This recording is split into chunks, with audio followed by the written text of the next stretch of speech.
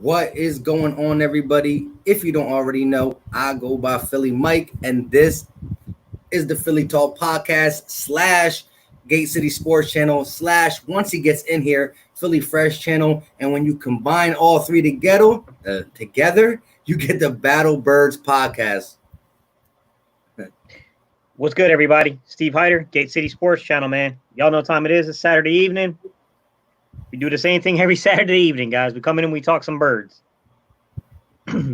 Exactly. I mean, what better way to spend a Saturday evening? You know what I mean? Let's give this man his little time of day. Jared Reese said, "How about them Cowboys?" He's one of the most realest Cowboys fans I ever know. He talks nothing but facts. He keeps it real. You know, just to kind of say what he says. You know, he believes that Dak is decent, good, and should take a deal. But, you know, at the end of the day, it is what it is. But appreciate you, my guy, coming through. What's going on, yes, sir, everybody? Yes, sir. If you want to run off some of these what's ups, because there's a bunch of them come popping in. Yeah. Let's go ahead and let's do it. Yeah. Rome One More, 2020 Vision, Daniel Myers, Devin Dixon, Murph DeKenzo, Gene Pio. Too many coming in. I can't click on them fast enough. Anthony Perry, what up? Kara Poole, always been in here. And like I said, it's cool, these little emojis we got going on in the chat for the Philly Talk Podcast. I would love to pull them up, but they just don't come up.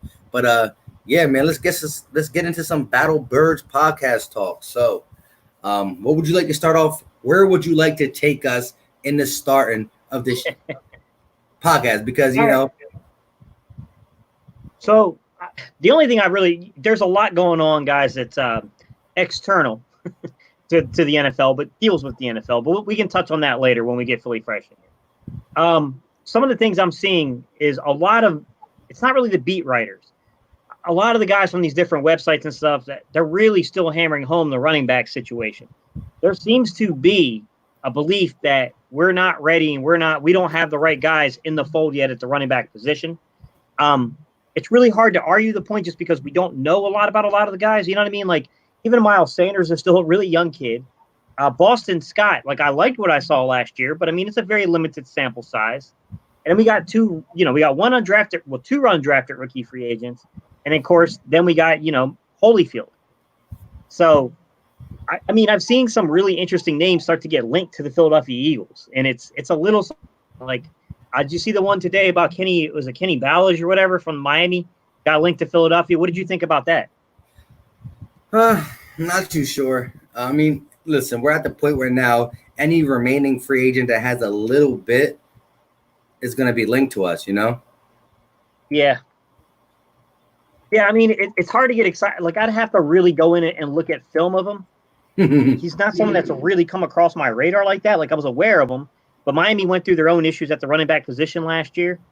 There's a reason why they, paid Jordan Howard $10 million over 2 years. You know what I mean? Like, yeah. They wanted to shore up that problem they were having, and some of theirs was due to injury. I mean, to be quite open and honest about it.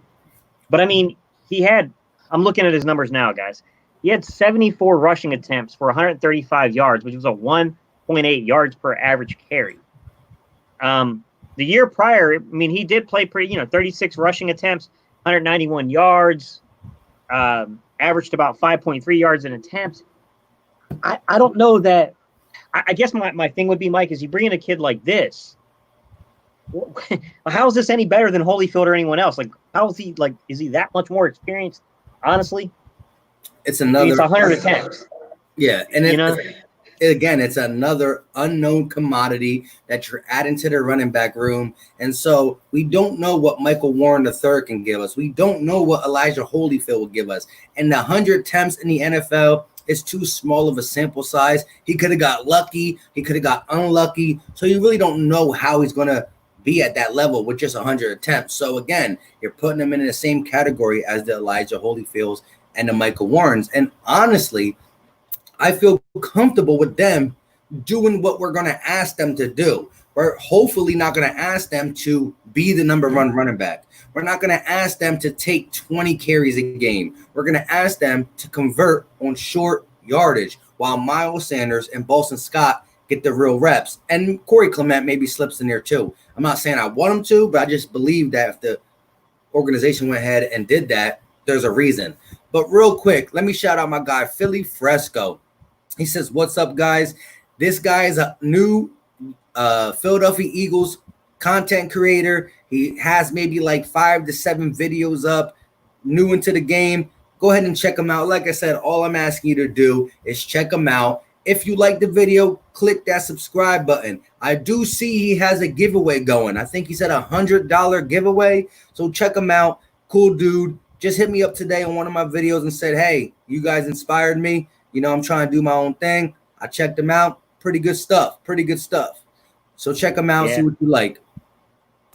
I'll check you out, Philly Fresco. I haven't had an opportunity to do that yet, but I'll definitely go give you a view. And I sub up pretty much every Eagles content creator, so you'll have a sub too. Correct.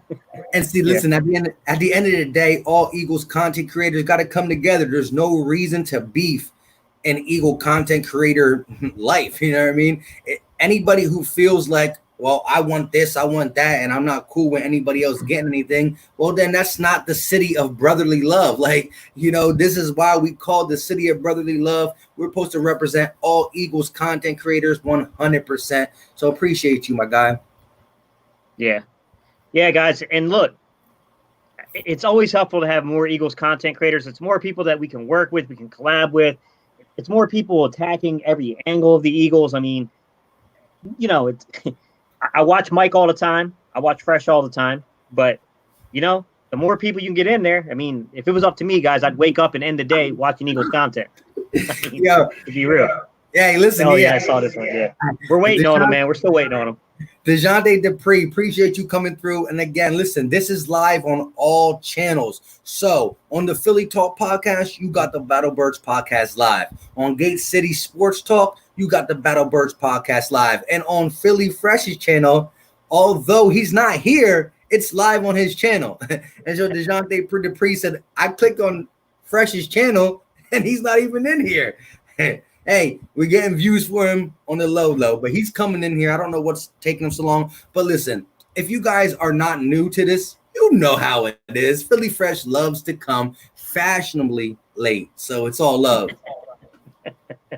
Can you see me? Can you see me? Yeah. But yo, shout out to the channel members, to the Philly Talk podcast. For those who are not in my stream, it sucks that I can't put them on the screen, but yo, some fire emojis we got over here. You know what I mean? We got the boom, boom, boom, boom. I'm gonna put them up for the people who are on my chat. You can see it. It's some fire emojis. You know, we got the Carson Wentz, we got the Super Bowl ring, and we got the crying Dallas. Sorry, Dallas fans, but we got to do it to you. But see, this is how it comes up on the screen. It comes up as you just missed it. It comes up as Eagles, Super Bowl, Wentz, and cry. But the people in my chat can see the pictures. And they pretty fire. And guess what? In some heated conversations, you can use them. You know, Dallas Cowboy, Giants, Redskins fan coming at you. Just put that Super Bowl ring there and let it brew up. But anyways, Gate City, where would you like to take us in today's start? How would you like to start this off? Where are we going? We going defense, offense, analytics? You know what? Let's go defense, because I know we've been on the offensive train for a while, and I've already seen one comment already pop up on the defensive side of the ball. And I'll spare you guys. We won't do analytics until later.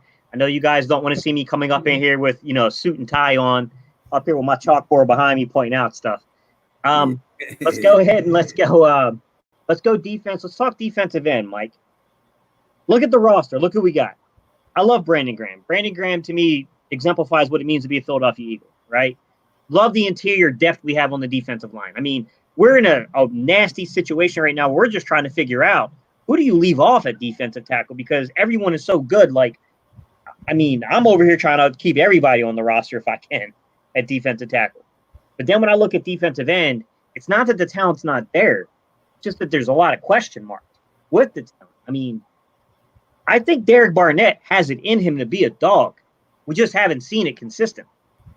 And that's the problem, is that Derek Barnett was a top 15 pick. At some point, we need Derek Barnett to play like that blue chip type player. Sorry for the college analogy there, guys, but we need him to be that type of player, that kind of impactful player. And I haven't seen him put them together for an entire season.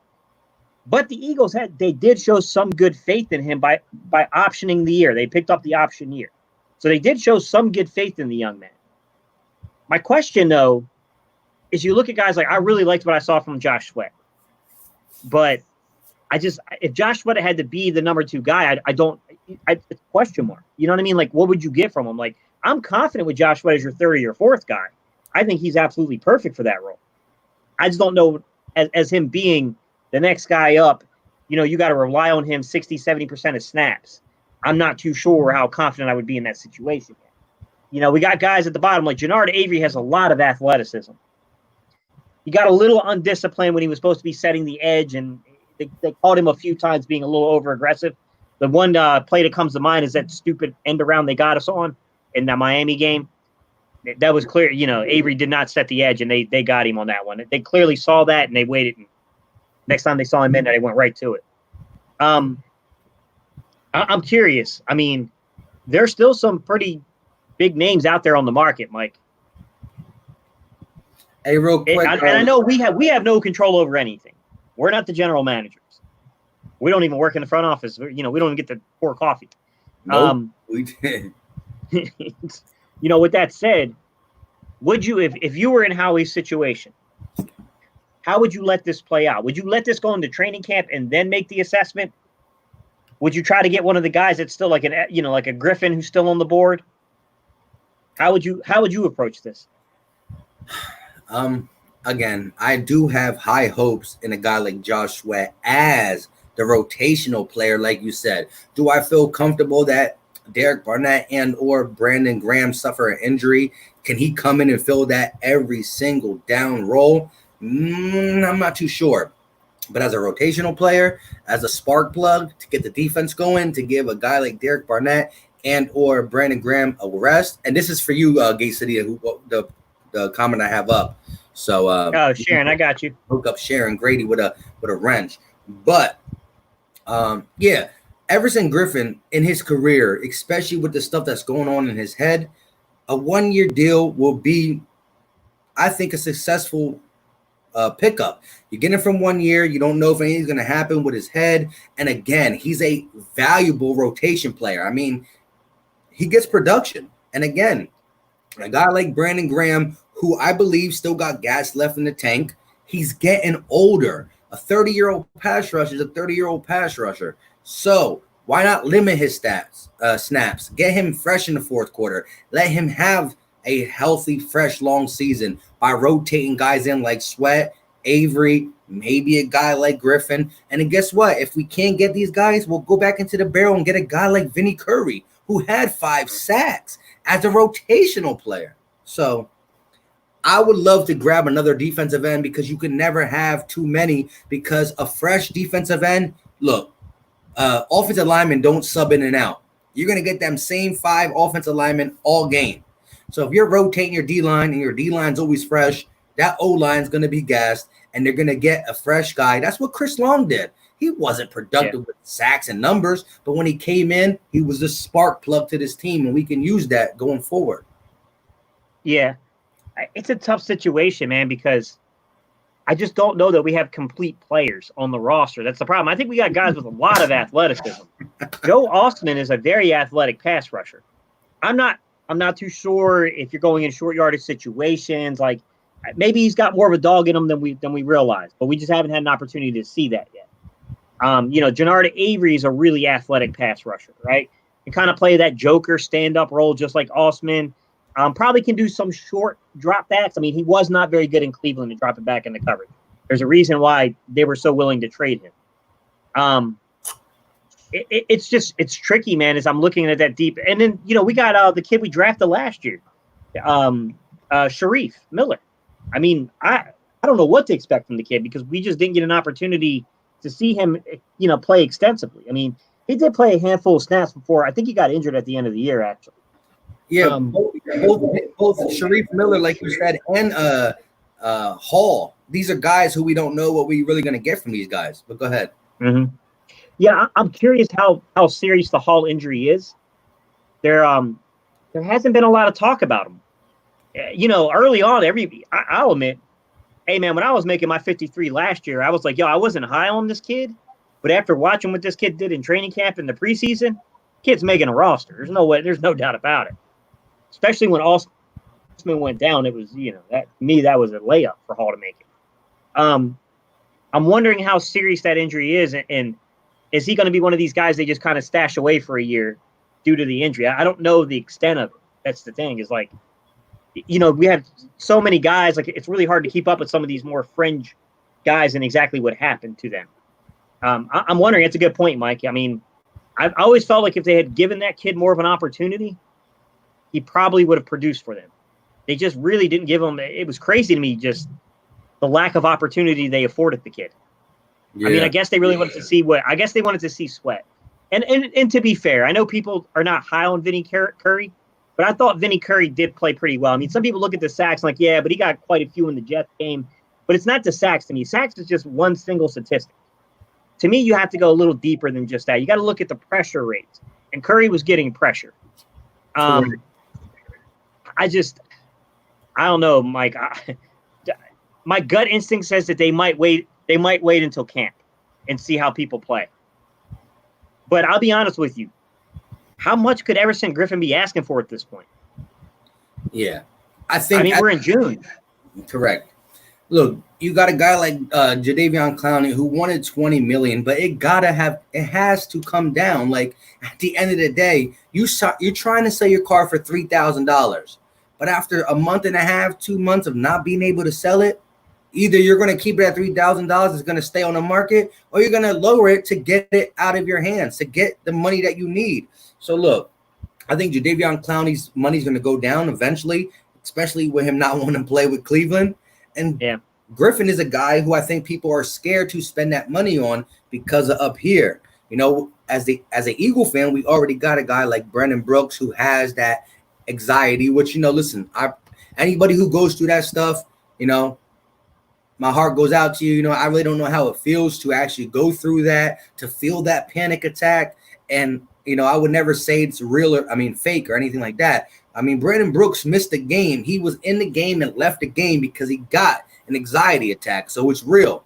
I don't know where Everson Griffin is in his head, but a 1-year deal, you can't go wrong for the production he can give, especially just as a contributor. So we're not asking him to come out every day and start and put that pressure on him where maybe his mind starts racing a little bit. We're asking him to supplement the defensive line and make it that much better. That's all. So, we know how the Eagles are. We love the defensive line. I think that's Howie's middle name. You can never go wrong with adding more pass rushers, because the best thing, is, the quarterback is very important to an offense. And how do you stop that quarterback necessarily? Sacking him, rushing him, pressuring him. The defensive backs can play lock-up defense. If the receiver makes the catch, no matter how good defense you are, he makes the catch over you. But if you make sure the pass is not right, that's how you disrupt an offense. Yeah, it's a tough situation, man, because I think the talent's there. I think we have talent at the defensive end position. But man, we do have some question marks, man. It could be one of those situations where it's just completely unnecessary to add another body. Could also be a situation we look back and go, boy, that was a pretty big mistake, adding someone. What do you think about linebacker, man? I got to bring it up. I know it's not everyone's favorite topic to talk about, but that's, as concerned as I am about defensive end, at least I know we've got guys there that have produced before. But look at linebacker. Oh man, that's could be something spectacular, could be something mediocre. Yeah, man, we could have the worst linebacking core in the league. It's you know what I mean? Like, we could be all over the place with the linebacking position right now. Yep. Do you think that it's a layup Nate Gary is not only the starter but the leader of that group? Just the fact that he was on the field so much last year, Davion Taylor being a rookie, Duke Riley being a special teamer, the fact that of the matter that Jadavius Brown is a new member, TJ Edwards only came in to play the mic when Nigel Bradham wasn't there. So, yes, I mean, the leader of the linebacking core got to be the veteran guy. It sucks to say it. And I'm not saying it with like, yeah, I'm confident. I'm saying it as it's the best available to be that leader.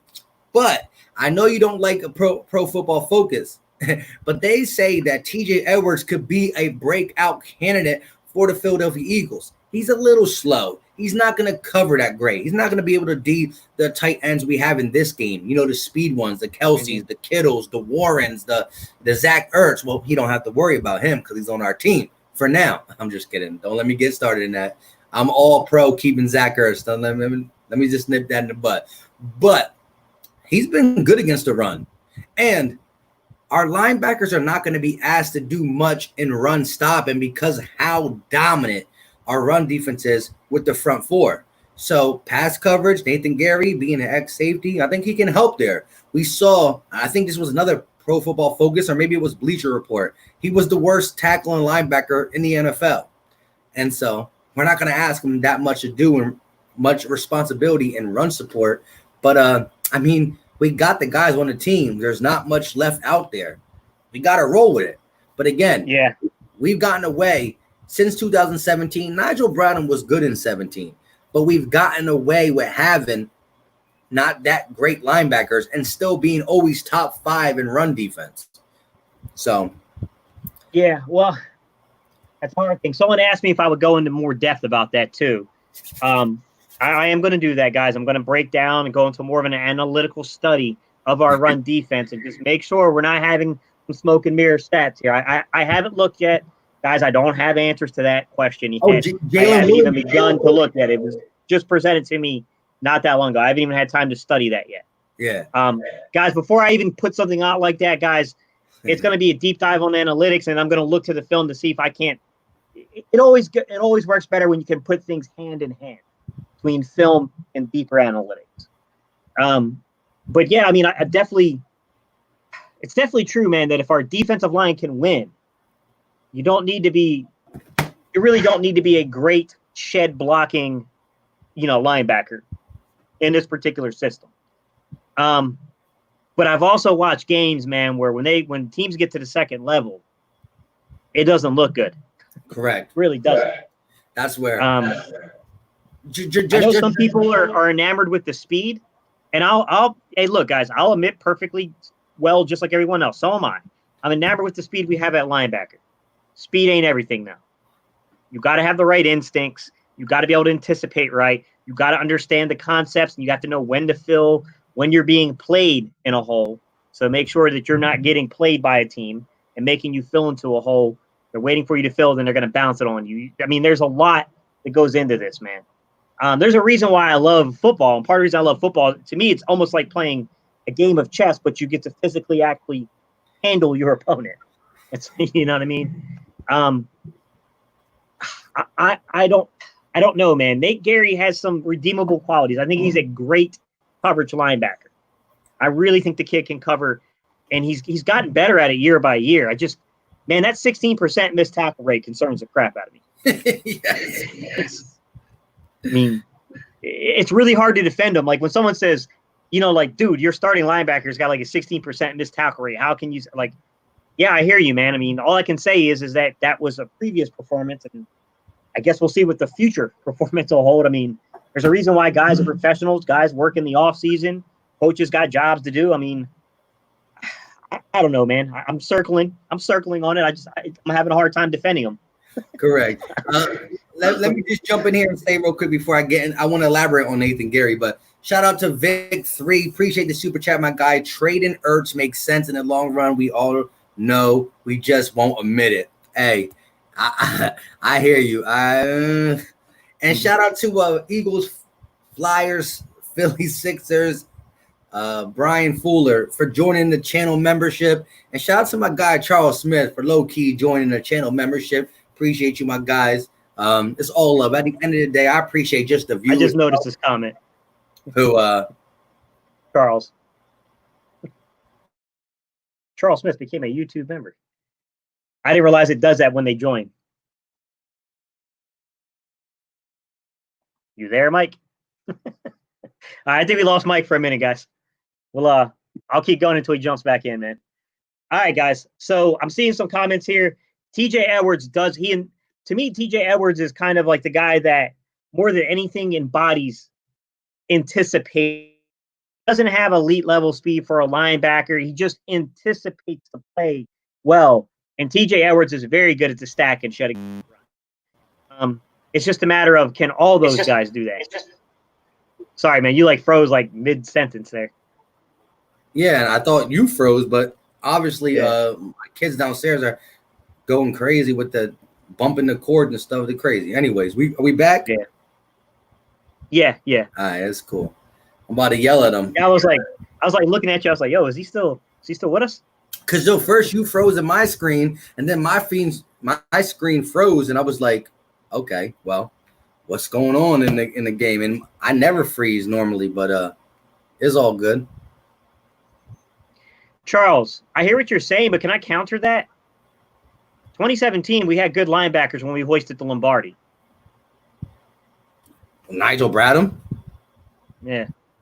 I mean, he was the only Michael one. Kendricks, Jordan Hicks. I mean, we had good linebackers. I know we lost Hicks that year, but I mean, we did have good linebacker play. Yeah, but what I'm saying, Hicks didn't play in the big game. Yeah. But I'm saying, I mean, he was still there for how many games? Was it like 6, 7? Yeah, I mean, our defense was a lot better that year. You know what I'm saying? Like, and we still had good. I mean, look, man, that was when Nigel Bradham was really doing his thing, guys. I think we just lost Mike again, but that's when Nigel Bradham was really doing his thing. No, I took myself off Bradham and with Michael Kendricks. Like, I don't know, man. I think our linebacking core was pretty good in 2017. Yeah, but how do you again, appreciate Charles Smith with the super chat. He said real quick, all this crap about linebackers, we haven't had decent linebackers in a minute. So what we do is based off the team effort. We will be good. Again, Jordan Hicks, good linebacker, but he wasn't there in the big games down the stretch. He wasn't there in the playoffs. He wasn't there in the Super Bowl. So, I mean, how much was he really there? Yeah. Hey, Murph DeCanzo, I got to disagree, man. I like Bradham. Bradham doesn't deserve to be mentioned with certain guys. Like, I like me personally, Michael Kendricks was a much better linebacker than Nigel Bradham. Way more talented, way more explosive. Also dealing with some legal troubles. Yeah. I thought Jordan Hicks, like that. Look, like I said, we didn't finish with him, but that starting three was pretty good. I mean, that was the best linebacker core we had in quite some time. I mean, you have to go way, way back. I mean, you got to go back to Jim Johnson days. Yeah, I mean, again, though, but with Hicks being injured, Nigel Bradham was there for the first year. Hey, Nigel Bradham was really good in 2017. So, I mean, let's not front about that. Yeah. But,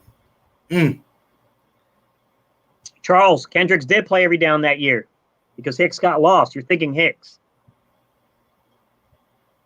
Kendricks did. Yeah, Kendricks was there. He was available. He was playing. Hicks was definitely not, though. And we see what he was able to do in Arizona this year, right? Leaves the Eagles, stay healthy. Like, come on, man. At the end of the day, I've said this on the last 2 live streams, and I'm going to say it one more time for the viewers who are watching it on your channel, who possibly don't watch my channel. The most crucial signing we can have this year would be health. If we can stay healthy, that's the best signing.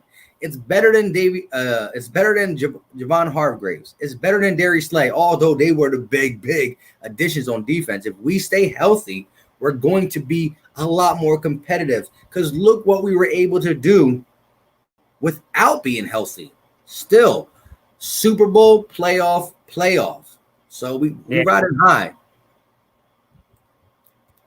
Look, there's not that many teams. Look, if you take the top 3 pass catchers off of any team, I'm talking about the Saints, I'm talking about the Chiefs, I'm talking about the Vikings, I'm talking about the Cowboys. You take them off. Kirk Cousins, Drew Brees, Pat Mahomes, Dak Prescott, they might not look the same. But Carson was able to get over that hump. And that's why there's no doubt in my mind that going into 2020, as long as everything plays out pretty decent with training camp, because timing matters for a receiver and quarterback connection. We got to get that. Yeah, but it does. As Gate City Sport Channel broke down Carson Wentz 2020 season, man, it could be a very special season. What's going on to my guy Jalen Williams in the house? Yeah. I mean, it's going to depend, man. Health is a big part of it, but outside of health, man, I mean, the defense is going to play a large role this year because we can't be, you know what I'm saying? Like it was like we were never in sync together last year. You know, we had a couple games where the defense really came on, held quality opponents to, you know, to keeping this game, keeping the Eagles in the game. And then the offense would turn it on. The defense wouldn't be there. You know, the Miami game was probably the most disappointing game from that. I mean, I'm just hoping we see both units come together this year. Yeah, Charles Smith said Bradham stepped up, but he wasn't a stud. I'm not calling him a stud. He was really good in 2017. Yeah, I'm not gonna. He was really good in 2017. 2017, this man came out and played some football. He really did. I mean, that signing to me was a great signing when you saw what he was able to give in that 2017 season. But again, we got to remember, how were our linebackers last year? Trash. And guess what? Yeah. We were still top 5 in run defense. So there's still something about Fletcher Cox, whoever played at the other D tackle spot, whether it be Brandon Graham coming inside, all that stuff. We got run defenders. I mean, Fletcher Cox himself, the way he penetrates, and yes, a lot of people are down on Fletcher Cox last year. He was not the same pass rusher last year. But this man single-handedly destroyed offensive lines when it comes to their run blocking scheme. He just broke through it, and he disrupted the run and was able to get it done. Yeah, definitely. I mean, I'm hoping that there's a lot of talent in the back end. I think guys like Will Parks, Kayvon Wallace, Jalen Mills playing inside, playing nickel safety, however they envision this. You know, Rodney McLeod, I'm not the highest on. I think I was one of the first people to kind of really say proceed with caution with him. But if they plan on playing him in the box, I think it's a little different. Who? Who in the box? Rodney McLeod. But I mean, if they're going to play him in the box, and I've heard whispers of that. I don't know if it's true or not, guys, but I've heard whispers that they plan on playing him in the box this year. If they did that, I don't know, Mike. How do you feel about him playing in the box? Like, I'm okay with him playing more of a nickel role because I think he can play inside. I just don't think he has the foot speed anymore to play over the top. I think he's just, maybe it was injury. Maybe he'll prove us wrong. Maybe it was due to him coming back from injury. But he just seemed like a half a second to 3/4 of a second too slow last year. I mean, how did you feel? Yeah, look, I mean, when we got Rodney McLeod from the Rams, I thought he was a big addition. I thought he was really good. It came to the fact where after that injury, when he got injured and missed like the bulk of I forgot what season it was, but he's never really been the same since. But I will say this, in the last 4 or 5, 6 games of the season in 2019, this dude was laying some smackdown hits. He was hitting people. He really was. Again, I agree with you more. He's more of a hitter. He's more of an in-the-box player. He's not really going to be able to be that single high safety back there, running to this side or this side, depending on what corner gets beat. Again, we should be able to feel comfortable rolling coverage to the opposite corner of Slay. And again, Slay will get beat. This league in 2020 is a pass-heavy league. The defensive flags that can be thrown on a cornerback is ridiculous. There's all the rules in football are pro wide receiver. It makes it very hard for a defensive back. Back in Deion Sanders' days, back in these old cornerback days, you can get more physical with a guy. Up front, long term, all this stuff. Now, you pretty much can't breathe on them. So the DB game is really hard. He will get beat, but he will not get beat the same way as we've seen the last couple of years. And so all that coming back and forward, I wonder who they're going to play at that single high safety. Who do you think? Do you think they put Jalen Mills there at the single high?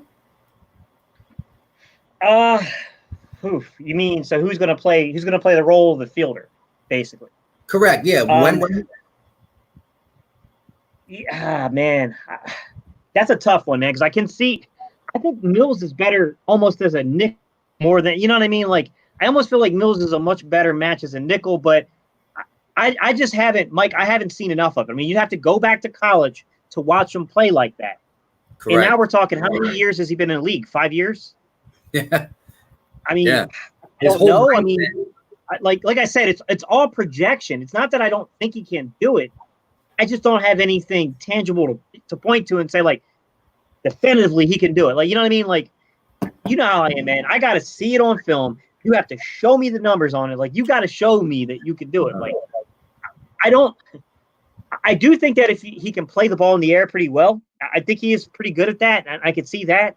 I don't know how fast he'll be as a center fielder, though, playing that center field role. That's my concern.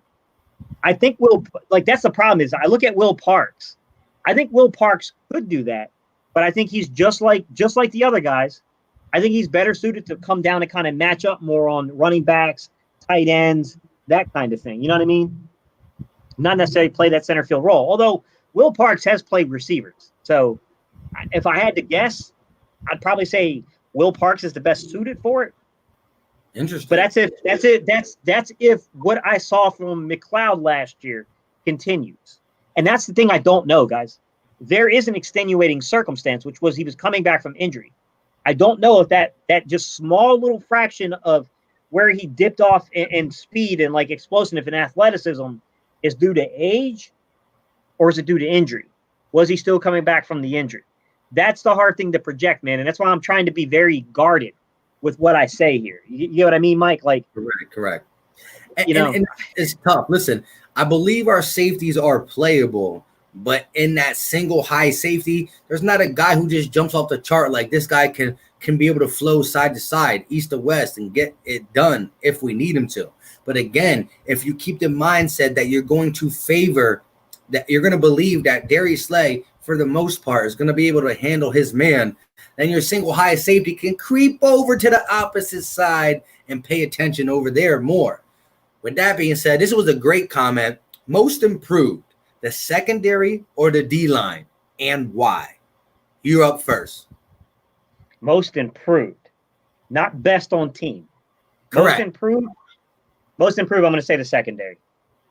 Darius Slay, Roby Coleman, Will Parks. I think we got more. I don't think it's by far anywhere near as talented or as good as the D-line, but I think it improved more just because the starting point was so bad. Yes. Yeah. It was one of them things where, I mean, we were at the bottom of the barrel when it comes to secondary passing yards against us. So it was only really going up.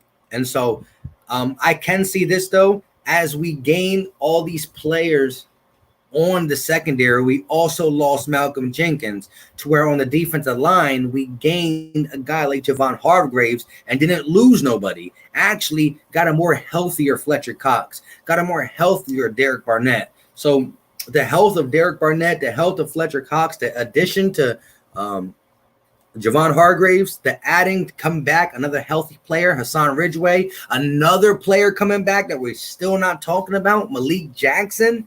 So it gets a little bit more serious when you say Fletcher Cox went from 75% to 100. Derek Barnett, 70 to 100. We added Hargrave. We add back to Malik Jackson, who played one game. It starts to get a little bit serious. But again, like you said, Coleman, Parks, Slay, even though we lost Jenkins, we got people who can do things in the slot on the outside that we didn't have last year. So that's actually a more deeper thought question, because I can definitively tell you we have better cornerbacks this year. It's more than just Slay. It's Nickel Roby Coleman. It's Will Parks. Like there's more additions to that than what you just said. I agree, Mike. I mean, it's a mystery box there. Like, the defense to me could be really good. I'm just not going to fake it and say, like, there's not question marks. Like, there are real question marks. Like, I think there's real potential there because when you look at the film, like, if you didn't go watch the second Kansas City game, guys, the second game with Will Parks in Denver where he was locked up in that game. Dude, Will Parks played, man, he was tremendous in that game. Like, I'm not even going to lie, man. Like, that was the most impressive outing I saw from him. And that was a tough assignment. And to be honest with you, anytime they moved Will Parks off of, like, Hardman or any, like, you know what I'm saying? Like, those kind of guys, like, they burn them. They burnt Denver every time they took Parks off. I think Parks could be one of those guys, man, that I don't think he's guaranteed jack squat here in Philadelphia, but I love this kid's competitive nature, and I love the film on this kid. And I also love that the Denver Broncos coaching staff went out of their way to say this was a kid we would have liked to have had back. Like, who? I think that kid's going to be really good for Philadelphia. And I think Kevon Wallace, like, I don't think he's an over-the-top safety. I don't, you know, I think he can do it if we needed him to do it. But I don't think that's where his talent lies. I think he's more of an in-the-box guy, too. Correct. But, man, I like the guys that can play in the box, man, because we got a few guys that can. Number one, I think Mills is really good at reading the play.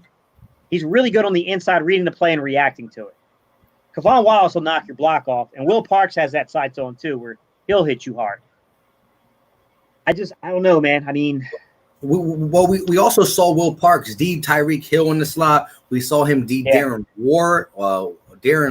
What he did with Tyreek Hill was amazing. Correct. And we also I like what he was able to do in Denver versus Oakland. Listen, I was looking up the tight ends as I did my second video ago. It was, we got all this speed, but don't forget about the best tight end duo in the league, which has Ertz 4th in the NFL in yards and Goddard 10th in the NFL in yards per tight end. Mm-hmm. But you know who's number 2 on this list? Darren whatever his name is, Warren, whatever, the tight end for the Oakland Raiders. And there was both games, they matched up Will Parks against that tight end in certain passing situations, and he was able to hold his own. That's why I believe Will Parks, although he's not a starter, Kevon Wallace, although he's not a starter, they're going to get in on these sub packages as that will linebacker, that big nickel role to either, rush the passer, play a zone down there, and or D to tight end, something along them lines. I feel like they're going to be involved a lot. The 3 safety look is going to be added because having Mills, McLeod, Wallace, and Parks, guys who can play nickel safety, they can move them around. It's a very versatile defense, but like you said, versatile, but still a question mark because we haven't seen it. We're only talking about it. Yeah. Yeah, it's interesting. Antonio Holmes, to answer your question, I don't know. I mean, I think some of it has to do with our cap situation and not wanting to commit money right now. We'll see what happens after the season. He did have longer term deals on the table, but still decided to go to Philadelphia. Philly native. Yeah, he's a Philly native. I don't know, Mike. How do you feel about, well, I'm assuming, maybe I'm wrong here, guys. I'm assuming that we're going to probably use Slay as the right cornerback. Or do you think he's going to play left? I think he's going to shadow. He gotta. Oh, so you think, I was trying to lead you right into that. Didn't even give me a chance to walk you around it. Sorry. So you think basically he's going to lock up on the team's number 1? Yep. And again, that's why, listen, I've been spitting this out, and I might be a repeating machine, but I don't care. Sidney Jones, who I believe could step up in 2020. Avonte Maddox, Trevor Williams, if he's healthy, will get a shot to be that second corner. All 3 of them corners, if you look at what they were doing, well, not Trevor Williams because he wasn't here, but the games that Sidney Jones played, the games that Avonte Maddox played, there were times they were on the Devontae Adams, the Hopkins, the Michael Thomases, the Julio Jones. We didn't play all them teams, of course. But what I'm saying is they had to be the number 1 because the number 1 moves from side to side. And we had Mills, I mean, we had Darby and whoever else played because Mills didn't come back to the middle of the season. So Darby played one side, and either Sidney Jones, Avonte Maddox, one of them corners played the other side. And so when you flip-flop, even though Darby was supposed to be our number one corner, yikes, you flip-flop receivers, you're going to get them matched up against Sidney Jones. If you're telling me in 2020, Sidney Jones, Avonte Maddox, and or Trevor Williams never has to play the number one. They only got to deal with Gallup, Lazaro, Emmanuel Sanders, all these second receivers to the team. Well, their chances of defending them go up. So not only are you getting a guy who's training hard, Sidney Jones, and we believe he can do it in his last year of his rookie deal, but you're getting him matched up only on competition that is not the top in the NFL. So that could play a role. If that happens, Sidney Jones upgrades. It's an upgrade. It's an upgrade. So you think Sidney Jones is going to win that battle in camp? He's going to win that. He's either going to win that spot or get kicked off the team next year. There's no in betweens. He's either the starting cornerback or he's off the team following the 2020 season. Do you agree with that? Yeah, probably. I can't see them envisioning him being the third or fourth guy basically coming off the bench after the draft capital, the time investment. I think they would rather move on at that point if he can't win the camp battle. Personally, I think I'm going to walk into it this way, Mike. I think if you put Sidney Jones in the right scheme, he plays pretty decently. When he's in man, he plays well. He really struggled to process in zone. I was surprised, man. I went and looked at this Twitter thing. Hang on, Mike. I'll see if I can't give it to you real quick what it was. So I went and looked at this Twitter account, man. And hang on, let me click. It's Keegan Abdo. I don't know who this dude is, man. But he's got a listing on his Twitter account, like of the percentages of man in zone. Like basically he's working his way down from like man, the percentages that teams played man. Mm-hmm. How often do you think the Eagles played man coverage? I believe at the end of the season we started playing it a lot. We did play it a lot more at the end of the season. What do you think the total rate was? I know we definitely weren't playing heavy man early. I know we got a lot, like I said, heavy man at the end. So I'm going to say percent-wise, out of 100, 27. Instincts are good. A little higher than that, but your instincts are really good. 35.8. But hey, 36%. You're within 10%. I'll take that. Does that surprise you a little bit? Yeah, kinda. For the simple fact that, I mean, like, we saw what Darby was giving us. We saw the fact that we didn't have Jalen Mills until like the middle of the season. And although Sidney Jones is better against man. I mean, again, this guy tore his Achilles, came back, had lingering hamstring injuries. We've never really seen a full season of him, and I think he was in his head too much. So I think Jim Schwartz would love to play man, but he's like, God damn, how do I play man with this roster? I can't do it. The 2020 roster, Nickel Roby-Coleman, he can play man against a slot. Darius Slay.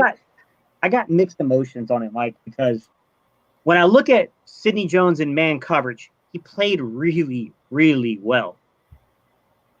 But I'm going to be real. In the playoff game, how many defensive snaps did he take? 0.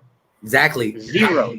I say all the time that big play against Michael Gallup, which said, wow. First of all, he had a big play against Michael Gallup, and then against the Giants, he had an interception. He had one or two deflections on third down. But when we got to the Seattle Seahawks playoff game, the Jim Schwartz, they still didn't trust him.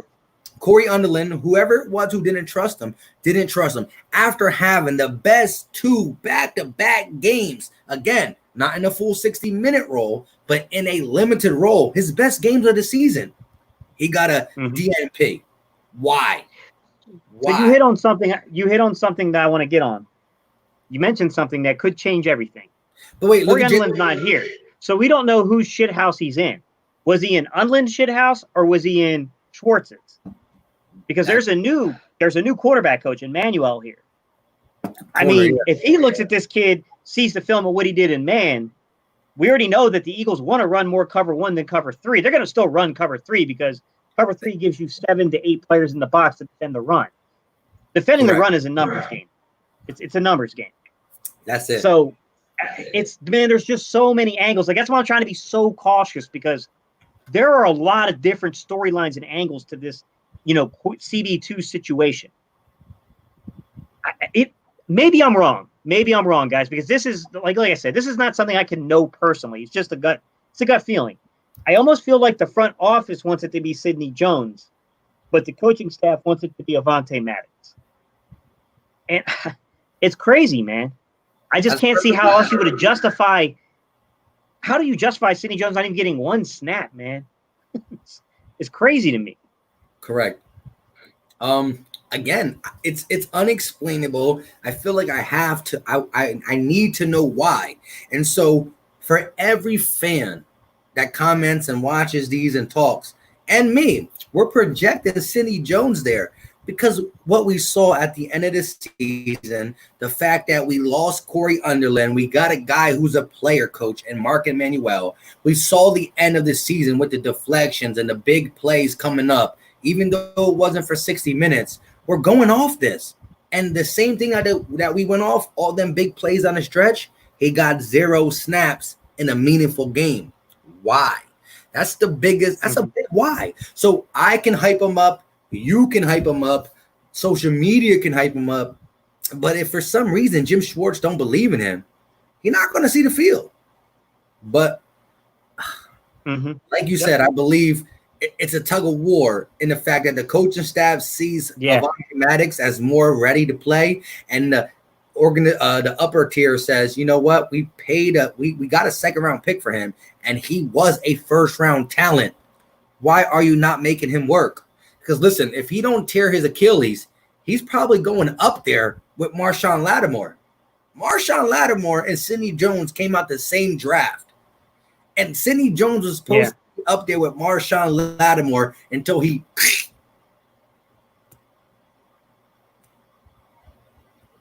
Yeah, it's... hey, J-Rick, I kind of agree, man. It's just, there's so much to that. Sorry. There's so much unknown. Okay, Superhero 18. What's good, buddy? Oh, hold on, let me get back. Read it. Yeah. Sorry. Well, where am I going with the chat? All right, we back. It was up above that. Yeah. All right, sup Philly Mike and Gate City. Saw both of your videos yesterday. So Gate, which receiver do you think can execute the 3-read attack and best out the ones we acquired via trade / free agency? Okay, so you're already kind of setting the beginnings here. So guys, if you don't know what he's talking about, I've started this video series, guys, where I'm going to look over possible plays that the Eagles, you're probably going to see the Eagles run in the 2020 season. Some of them will be no crap. They're easy. Every team runs them. But yesterday I talked about something that's called the outside vertical stretch. All right. When you run an outside vertical stretch, the way I shaped it for you guys is when they do this in a half field concept 3-read progression. So half field concept meaning the 2 other guys on the other side of the field are just really setting up safeties, linebackers to get the matchup you want. And then your 3 reads are, generally speaking, a guy in the flat, a guy in the intermediate level, and you got a vertical stretch. It depends on who you're looking for. So if we're not talking about Deshaun Jackson, if we're not talking about J.J. Arcega-Whiteside, if we're not talking about Marquise Goodwin, and we're simply talking about like Rager, Hightower, Quez, Manasseh Bailey, those type of players, if that's what you're referring to in your question, let me know if I'm missing your question. I think Rager could be a really, really good candidate to kind of play that. It's a sail route, guys. And I don't want to give away too much because I'm going to go over sail routes next week. But it's a sail route. So what it is that sail route is what clears that safety, okay? And then the outside vertical stretch got that one-on-one matchup, all right? So I think Rager would be a really good candidate to run that sail route. And then you take a guy like John Hightower and let him do that outside vertical stretch. Let him use that lankiness and that speed, because you got 2 speed guys there to really get down there. The one thing I didn't tell you guys is you don't have to go 3 receiver set there. you can do this. You can have your running back come out of the flat and do that. Like, I can't quite, hang on. Oh, no. Yeah. So, I mean, it just depends, man. I really think that you can have multiple combinations of guys because we have so many guys who can play these roles and be really explosive. Because I really want to get into things like stick nod. I really want to get into like the stick nod routes. I want to get into, there's a whole lot like sail routes, different versions of the sail route and how we might use it. Like, I really think that we're going to have some crazy stuff going on. I didn't even read that, man. Yeah, it's all good. It's not really worth it. But hey, it's two Cowboy fans arguing with each other. One Cowboy fan says Darius Slay, baller. Other one says Darius Slay, he's an Eagle, he's trash. So it's all good. And guys, I'll keep trying to do these videos where I really set out to show you who are we trying to manipulate on the play. And what I probably need to do is show you when a play doesn't work and break down why it doesn't work. That's something that someone hit me up about the other day and was like, yo, what would take it to the next level, Steve, is show us plays that don't work and tell us what happened. Why didn't it work? So I was like, okay, yeah, I can definitely do that. I still think that's an interesting perspective too. It is. Because again, why didn't it work was not because the play was designed wrong. It was ran against the wrong defense. So where you're trying to manipulate the one player, like you said, and use this as your first read, your second read, the defense that's getting played countered it, and your first and second read are kind of taken away 100%. So now you have to just wait for your third read. You got the pass rush coming, and everything starts to kind of simmer away. You know what I mean? So yeah. Let me shout my guy out, Anthony Perry. Man, Anthony Perry be on like every video, always be leaving comments, always be with us in the lives, man. We appreciate you, Anthony. We all do. Exactly. We all really do, man. Also the one Rager on jet sweeps and reverses. I'll give you my perspective and then I'll let Mike talk. All right. On jet sweeps, like I'm not a huge fan of those type of plays, but I do think they're effective if you're trying to slow down a pass rush. Give the defense something else to think about, right? So that way they can't cue in on your quarterback. Correct. I definitely think that could be a really good play to set teams up. All of them. I do hate it though, man, because I just thought that we weren't good with the motion last year. Like we weren't very good at disguising motion, disguising plays. And like it just became really obvious at times. And I got tired of seeing like Nelson Aguilar tackle 3 or 4 yards back in the backfield. But yeah, it definitely can keep a defense honest. It can keep them from trying to really pin their ears back and come after Wentz. You don't want to, if you get a really aggressive defense, that's how you slow them down. It's one of the, it's not how, it's one of the ways in which you can kind of slow them down. Yeah, because all the plays that slow down a defense, the pass rush, I mean, is the wide receiver screen, the running back screen, the tight end screen, the wide receiver reverse.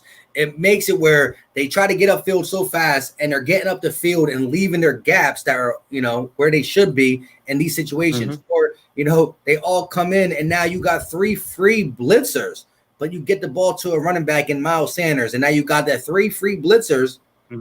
Where are them guys? Why are they 3 free blitzers? It's because them 3 linemen are now in front of Miles Sanders, and it's off to the races. So, and hey, it's been Andy Reid brought down, from Andy Reid to everybody under his tree.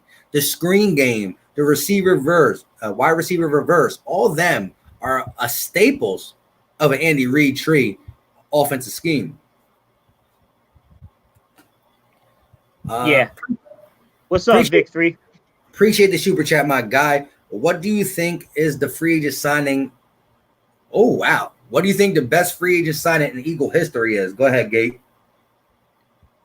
Free agent signing. Troy Vincent, in my opinion. I really like the Troy Vincent signing a lot. Mostly probably due to my age. But I was a fan of Troy Vincent. Irving Fryer was a pretty good one. These are both Miami Dolphins. I realize that, guys. Former Miami Dolphins. I like the Irving Fryer signing a lot. I think we got Asante Samuel through free agency. Right? You took mine. Well, he came in third on mine, though. All right, but you took mine. And that's also age showing, so. It's all up. Who you got? Who would be your second and third? I mean, listen, what we were able to do with T.O. that year, even though it was this destructive beyond that, Fair. if they would have got on the same page, do you know how dominant McNabb and T.O. could have been for the rest of his career? My goodness. Yeah. It's something that was lost in the sauce. But listen, we've been talking a lot. And so now we want to hear from you guys. And this was an interesting question. So everybody in the chat, let us know your top free agent signing the Eagles did in the whole history of the Eagles. Antonio Holmes went for who? For what? Ricky Waters. What? You don't know. Oh, you might be too young for that one, Mike. Oh, Ricky Waters. It was like the first game against Tampa Bay. I think it was like 95, 96 season. He went across he was supposed to, it was a passing play, and he pulled up on the play. And when they challenged him on it in the press conference, he was like, for who? For what? He's like, hey, I'm not taking that hit. Yeah, I mean, the old school Eagles, the only way I was able to see them is because I keep up with all Eagles. I make sure I check them out on the highlight reel that we got called YouTube. But, yeah, definitely. Yeah. Hey, guys, I think Jason Peters was a trade, if I'm not mistaken, not a free agent signing. Yeah. So Antonio Holmes said Terrell Owens, Ricky Waters. Let's see if we get some more. We got more. Showing your age, Antonio. Showing your age. I know, because I was part of that era too. Oh, look at this. What about Darren Sproles? Technically a trade, but still one of my favorite Eagles ever. Interesting. Yeah, it was a trade. To me, Darren Sproles will always be a case of the what could have been, though.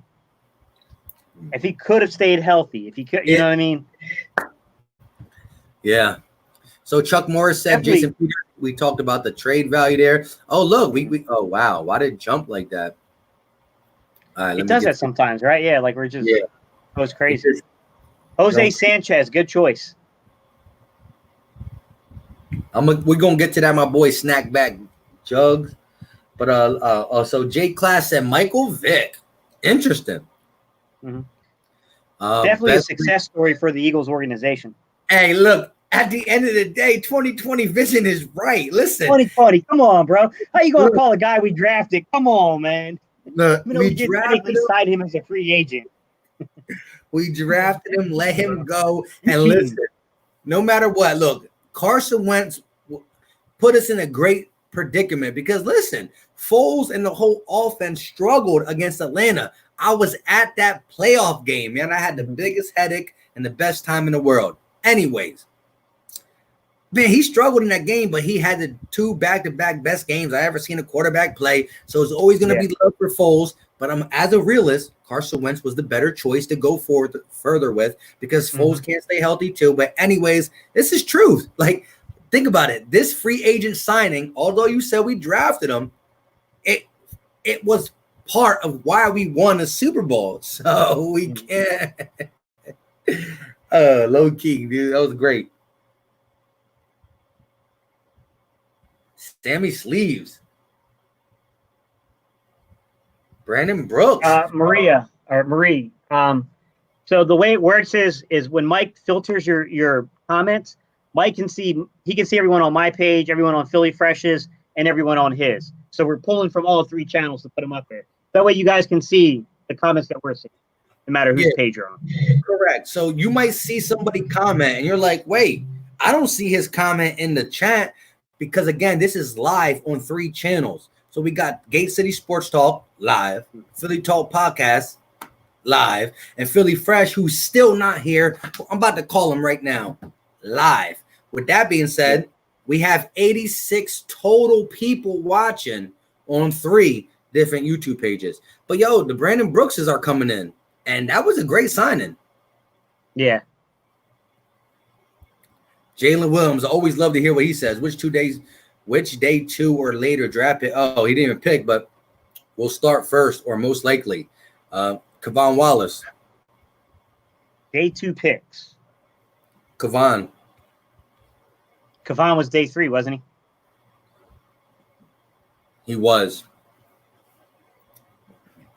I think that would only really Well, when you said start, so I'm going to say start Davion Taylor, because I think that I definitely think you'll see Jalen Hurts get used in games, but I don't think he's going to start.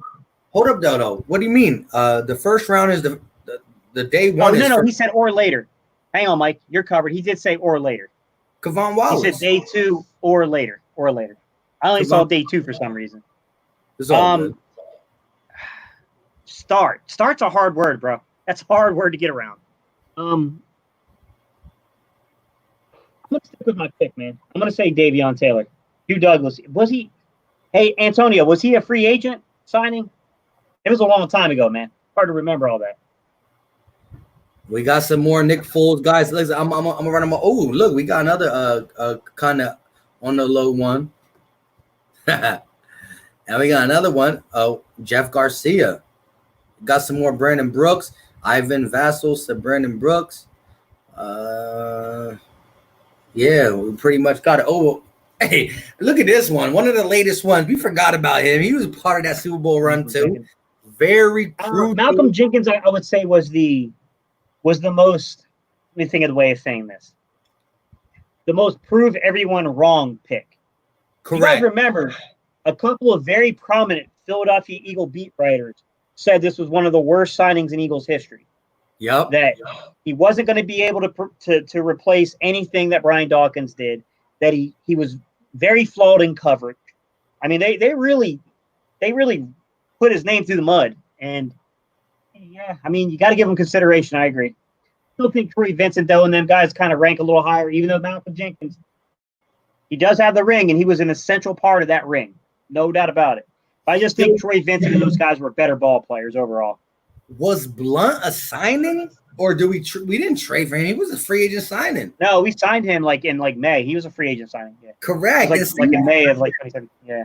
Shout out to you, Simply Martinez. Listen, that's a great pick. Listen, you saw the touchdown runs he was able to do in the Super Bowl. You saw what he was able to do the whole season. Of course, we had a Jay Ajayi after halfway. But Garrett Blunt was the motor of that run offense. He was. Jay Ajayi complimented it. Corey Clement started being that catching back, that scat back, that difference maker, that change of pace guy. But look, Garrett Blunt, back-to-back Super Bowl champion. He won with the Patriots, and he beat the Patriots. Shout out to you, Simply Martinez. BD plays. I'm sorry, bro. I didn't. If we're skipping your comment, we're not doing it on purpose, man. Wait, where does he say? That's my guy, BD plays. Where is it? What time? I don't know. I didn't see it. That's what I'm saying. I didn't see it. but guys, we apologize. You gotta understand. Sometimes, we go to click on a comment, and the chat will jump 20 comments on us. Correct. All right, hang on. I saw. Charles said Patrick Robinson. An example of the chat jumping, by the way. Hang on. All right. Patrick Robertson and Derek Barnett got that Super Bowl run started. What do you think about that? They definitely played in very important roles. Listen. Both as a free agent signing and a draft pick. Minnesota went down the field like this. Easy, easy, easy, easy. Tight touchdown to their tight end. I said, oh, heck no. Then we went out and we went 3 and out. Maybe not the first thing, but we end up punting the ball back to them. So they went down the field on their first drive and scored a touchdown, 7-0. We get the ball, we give the ball back to them and punt the ball. Patrick Robinson's interception that he took to the house was the turning point in the NFC East. And we never looked back. 30 plus. What's up, though? Yeah. Terrence Reed, you got to understand the context of the question we were asked, though, man. I get what you're saying. We're not sleeping on Patrick Robinson. We understand how important he was for the Eagles. But Patrick Robinson isn't in the same conversation as an Irving Fryer, a Troy Vincent. In terms of the actual player's abilities. Come on. Those were way more, Asante Samuel. Those were way better players. Correct. Yeah. So let me elaborate on that. Asante Samuels as a player was way better. Listen, Patrick Robinson's been trash his whole life, except for what you said. He was the best slot corner in the game in 2017 into 2018. He was. But again, we're talking about generational talent where Asante Samuels has a chance to be a top 50 corner maybe in a game. You know what I mean? Yeah. Yeah, I mean, it's tough, man, because the Eagles have done a really good job at times in free agency. Minus 2012, that was a shit show like none other, guys. Outside of that, man, I mean, I thought we've always done a fairly decent job. I mean, you always miss on some, you always hit on others. I mean, we can always look at like Murray. That was a major flop. We need a one gap runner. Remember that? Yo, Chip Kelly got rid of the guy who was best to run his offense for the guy who was worst to run his offense in the running game. This guy stayed in shotgun. He stayed giving outside zone running schemes with DeMarco Murray. Like, what's wrong with you? Yeah, exactly. Later, is it BI or BL? I can't tell because number one, he just jumped again. Not Eagles be Rockets. Someone said they were leaving the chat and they were saying bye. I was trying to say their name, but was it just bye or was it a long one? I can't find No, it was a short one. It was a short one. He might have pulled it down. There he is. Is it BISG? Is that right? I don't know, man. I can't see sometimes because I apologize. We appreciate you, man. What time is it? We appreciate you, bro. It's only 9:13. It's not late. Oh, that's early. Yeah, it's real early.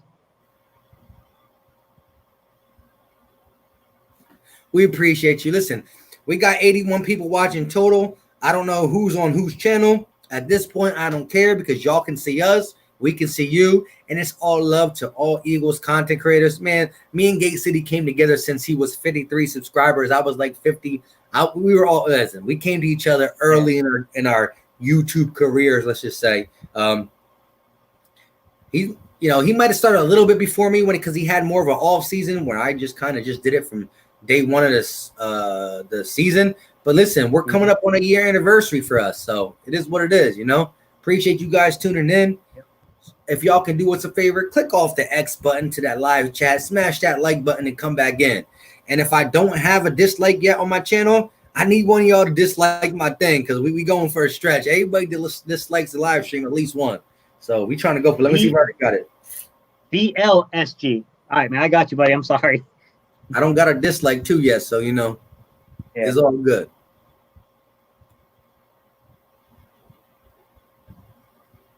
Hang on, I'm trying to see. I see one down here. All right, what happened? I missed something between Vic 3 and Charles. What happened, guys? What are we missing, guys? What context are we missing here? Yo, but listen. Vic 3, Charles Smith, and Carapool. Sometimes they be having their own conversation in the chat, so it's hard to decipher. They do. It's hard to decipher. But I get it now. They're talking about Patrick Robinson. I get it. I get what they're talking about. This is a good one.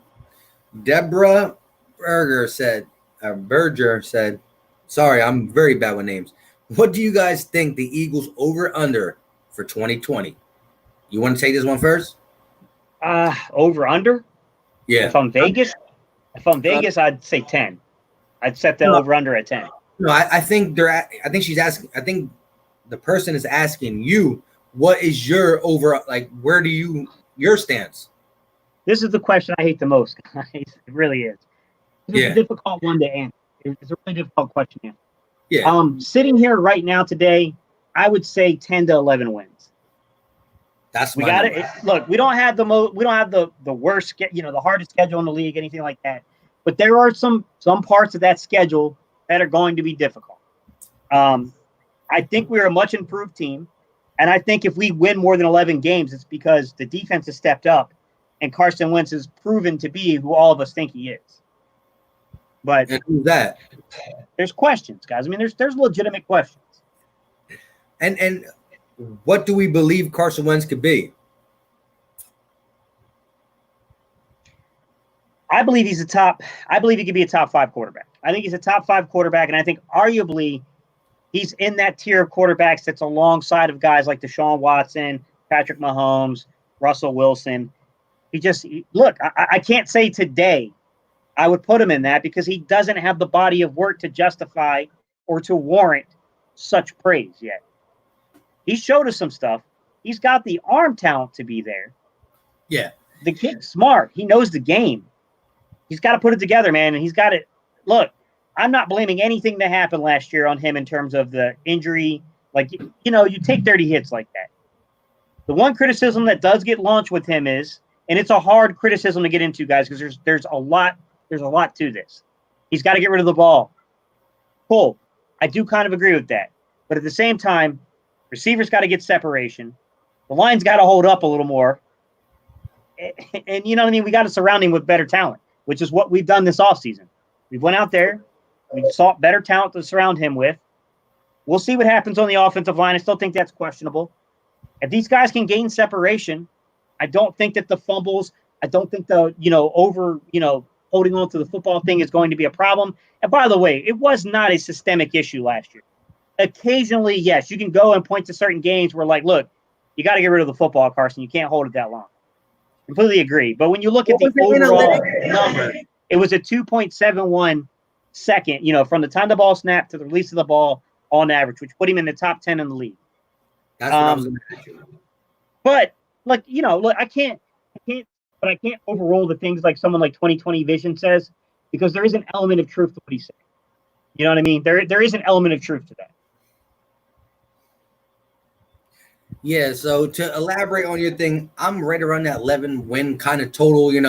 Things can happen. Of course, the injury bug has been haunting us. Like I said in like 10 live streams, I'm going to say one more time. Health, if it happens to the Eagles and we can stay healthy, could be one of the best the best signs of the game, best signs of the year. Just being able to stay healthy and keep the guys on the roster that should be there playing. But I think 11 is good. 11 is good because although we have 5 really tough ones, not including the Cowboys, whoever thinks they're tough and or not tough, but the Saints, the Packers, the Niners, the Ravens, and the Seahawks. Luckily, we got the Seahawks, Ravens, and Saints in Philly. And we got the Niners and Packers on the road. Sorry, guys. Anyways, we need to win 3 of them 5. And if we do that, we still might slip up against a team like the Browns or the Cardinals. Listen, it's every given Sunday for a reason. It's once a week game. You can lose on Sunday to a team that you're supposed to beat. And so you got to account for them losses and also account for the wins that we are not favored in, but we overachieve and win. So if we go 3-2 on them 5, double digits, and I'll see you in the playoffs. I feel like Vic 3 is trying to drive a dagger into my heart, bro. Where in the world is my boy at on your list? Where is Russell Wilson? How are you going to do NC State like that? How are you going to do my NC State Wolfpack like that? Hey, you know what's so disrespectful? Again, the way that Pete Carroll coaches that team.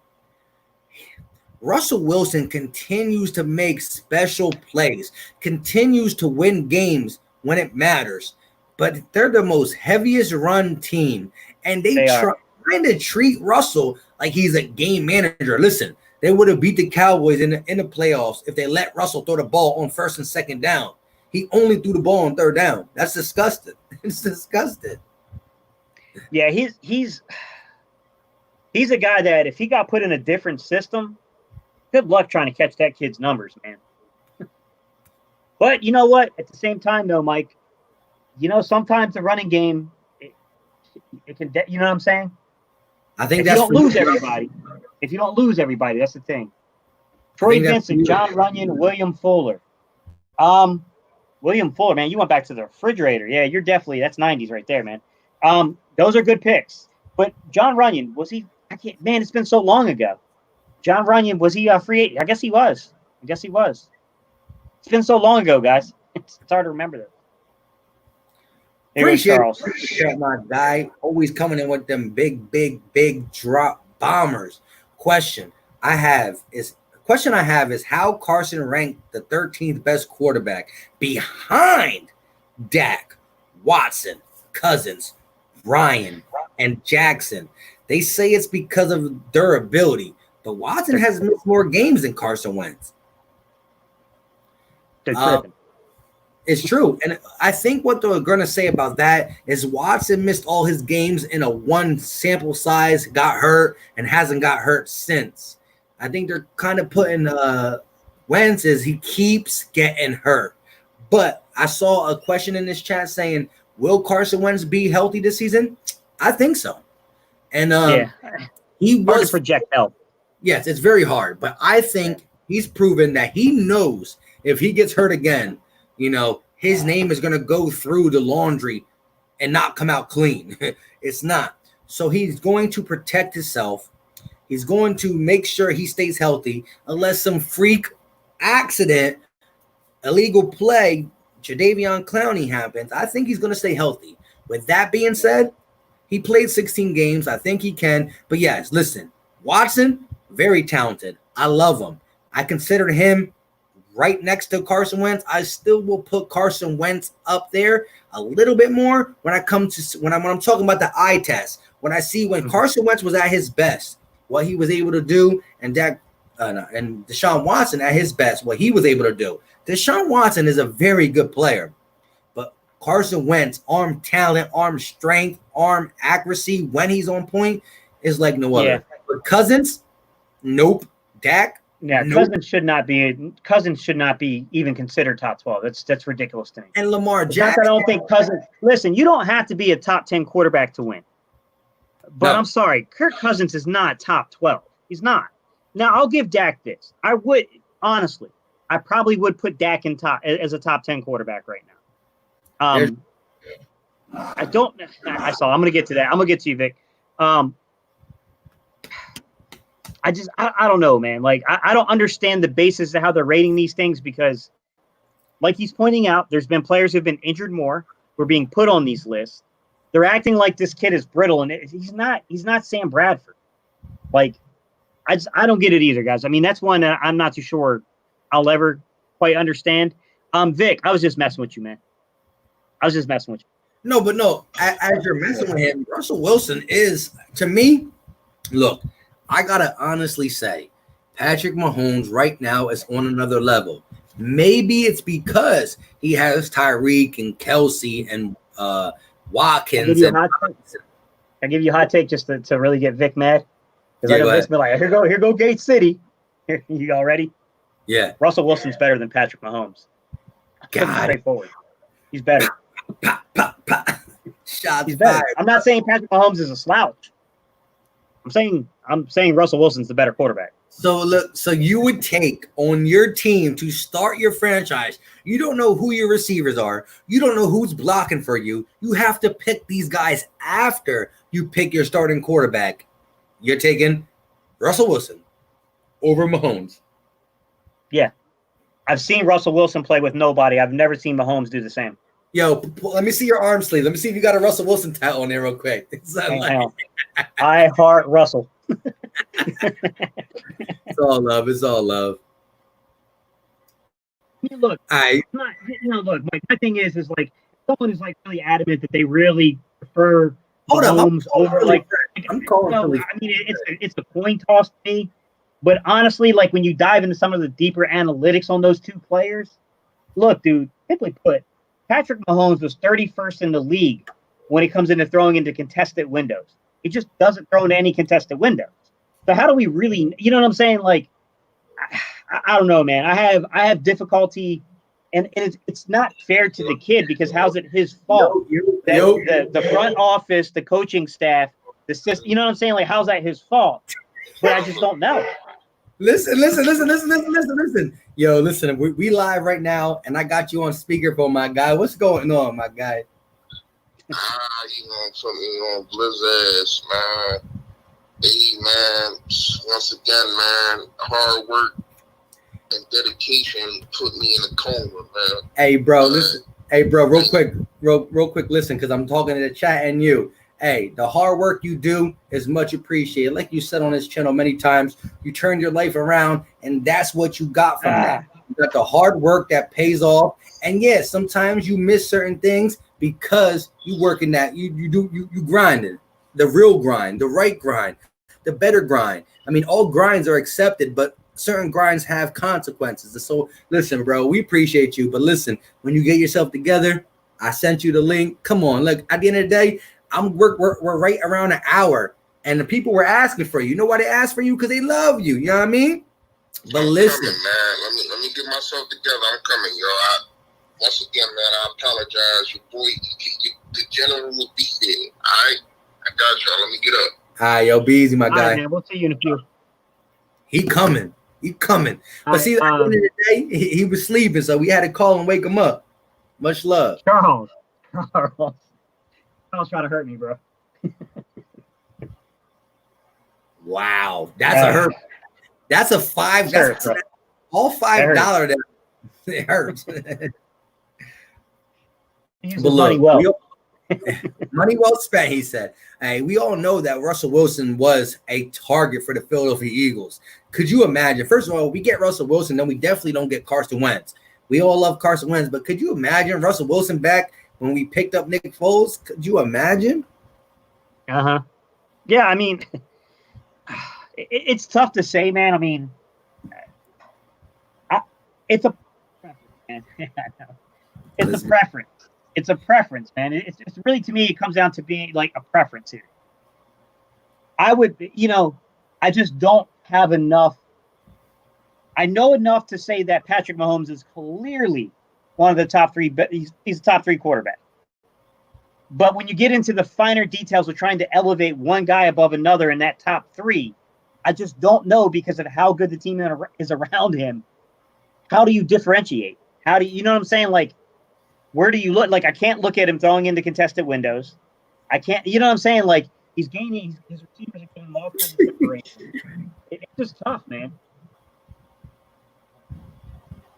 Hey, Jared Greed, appreciate you. Listen, my man changes his logo real quick. Make sure he represent them stars, even though he's talking against them a little bit. But facts is facts. And listen, Dak Prescott had a great year last year. He broke a lot of records. With that being said, 8-8 is not a record he wants to have. As 8-8 is not what he once tied to his best passing year, his best statistical year. I can never say that word. Y'all make fun of me. It's all good. Anyways, he said, as a Cowboy fan, it killed me to see Wentz beat us with high school receivers. Straight up.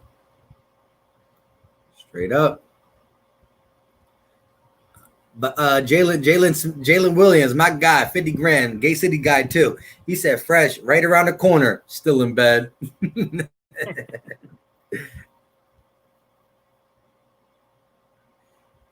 Look, at the end of the day, Gay City, when you look at the NFC East, who is the competition to the Eagles?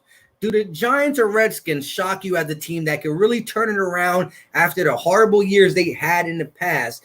Can they turn it around to be better than Dallas? Or is Dallas the only competition the Eagles got in the NFC East? I think it's tough, man.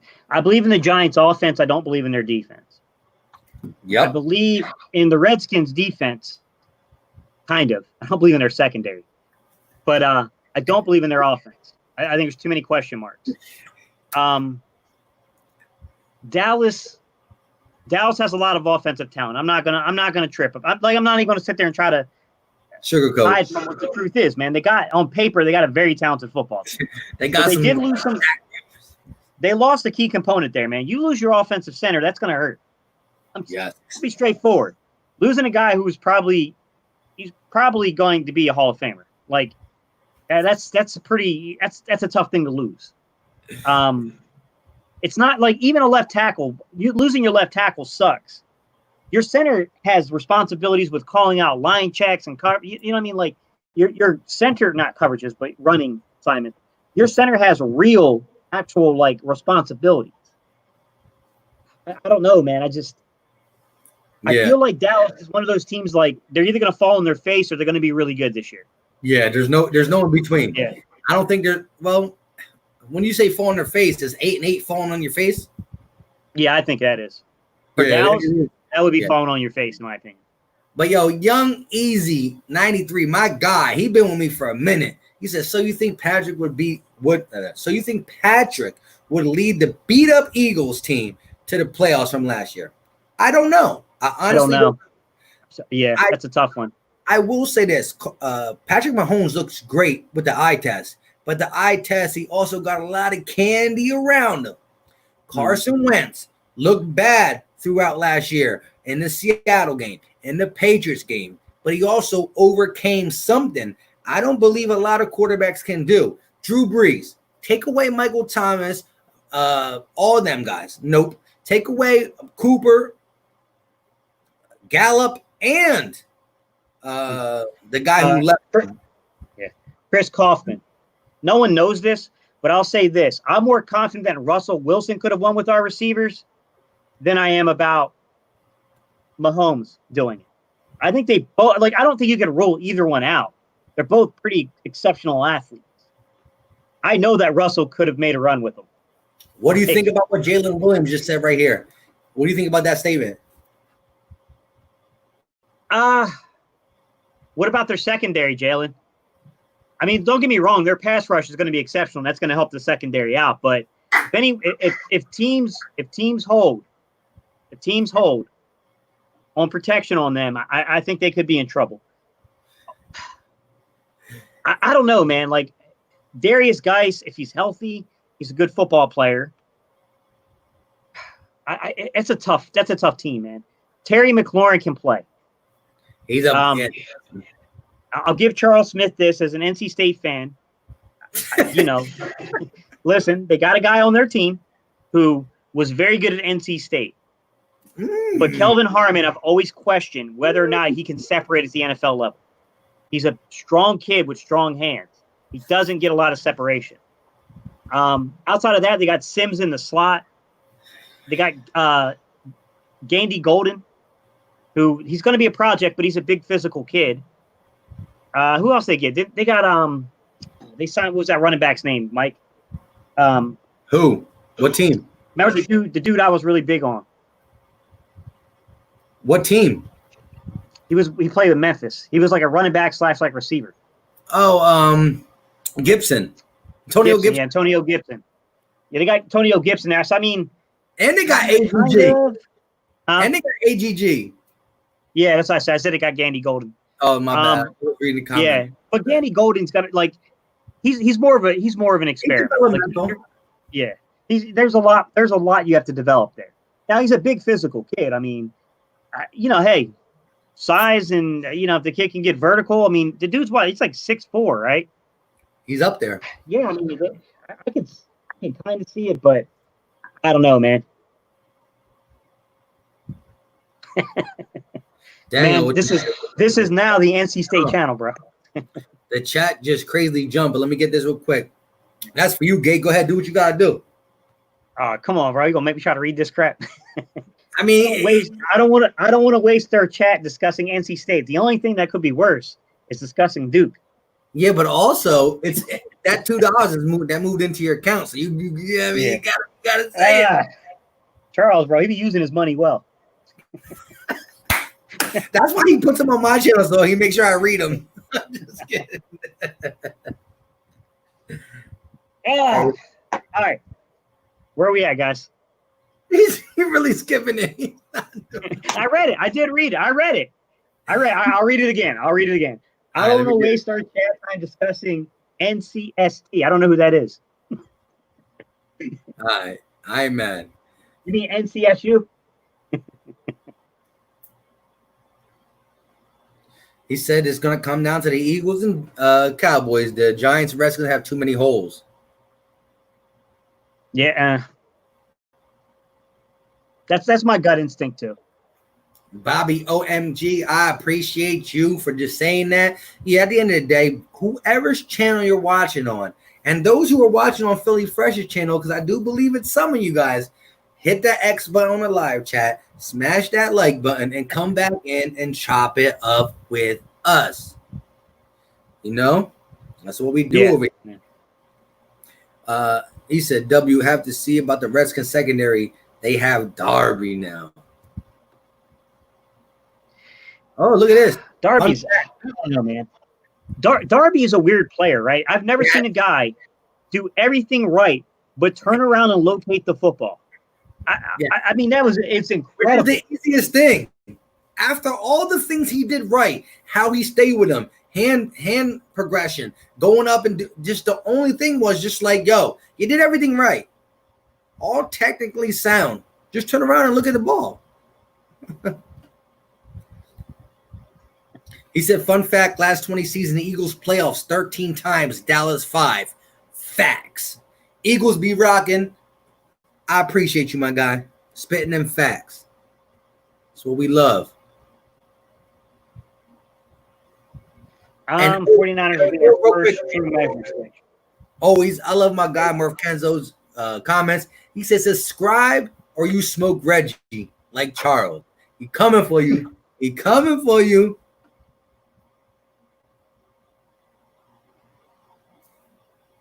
Right, but Jalen, depends on where they're playing Fuller. They plan on playing Fuller outside. I don't think that he's even average. If they're planning on playing him in the slot or as a safety, then I think that he's above average. Correct. But you advocate on how they're going to move and play him. Didn't you advocate to get him as an Eagle signing? Yes. Or no? Desperately wanted him as our free. He would have been a really good free. I think, yeah, because I remember because he was a free agent this year, and I was trying to think. Once he said it, I remember one of your videos when you were breaking down and you were saying you would love us to sign Fuller, but you gave him his respect as a slot corner, but you were still more, I want him for free. Yeah. Yeah, I think he's exceptional as a free. I thought what Reed and Spagnuolo did last year, identifying this kid and moving him to free, was one of the best moves that was made all year. I mean, yeah, I got to give him props, man. It was a smart idea because the kid played out for him back there. Hey, and he struggled on the outside, man. I mean, he was struggling big time on the outside. Hey, Tig Sports said he thinks that the Redskins might give a little bit of a run for the money when they play the Cowboys.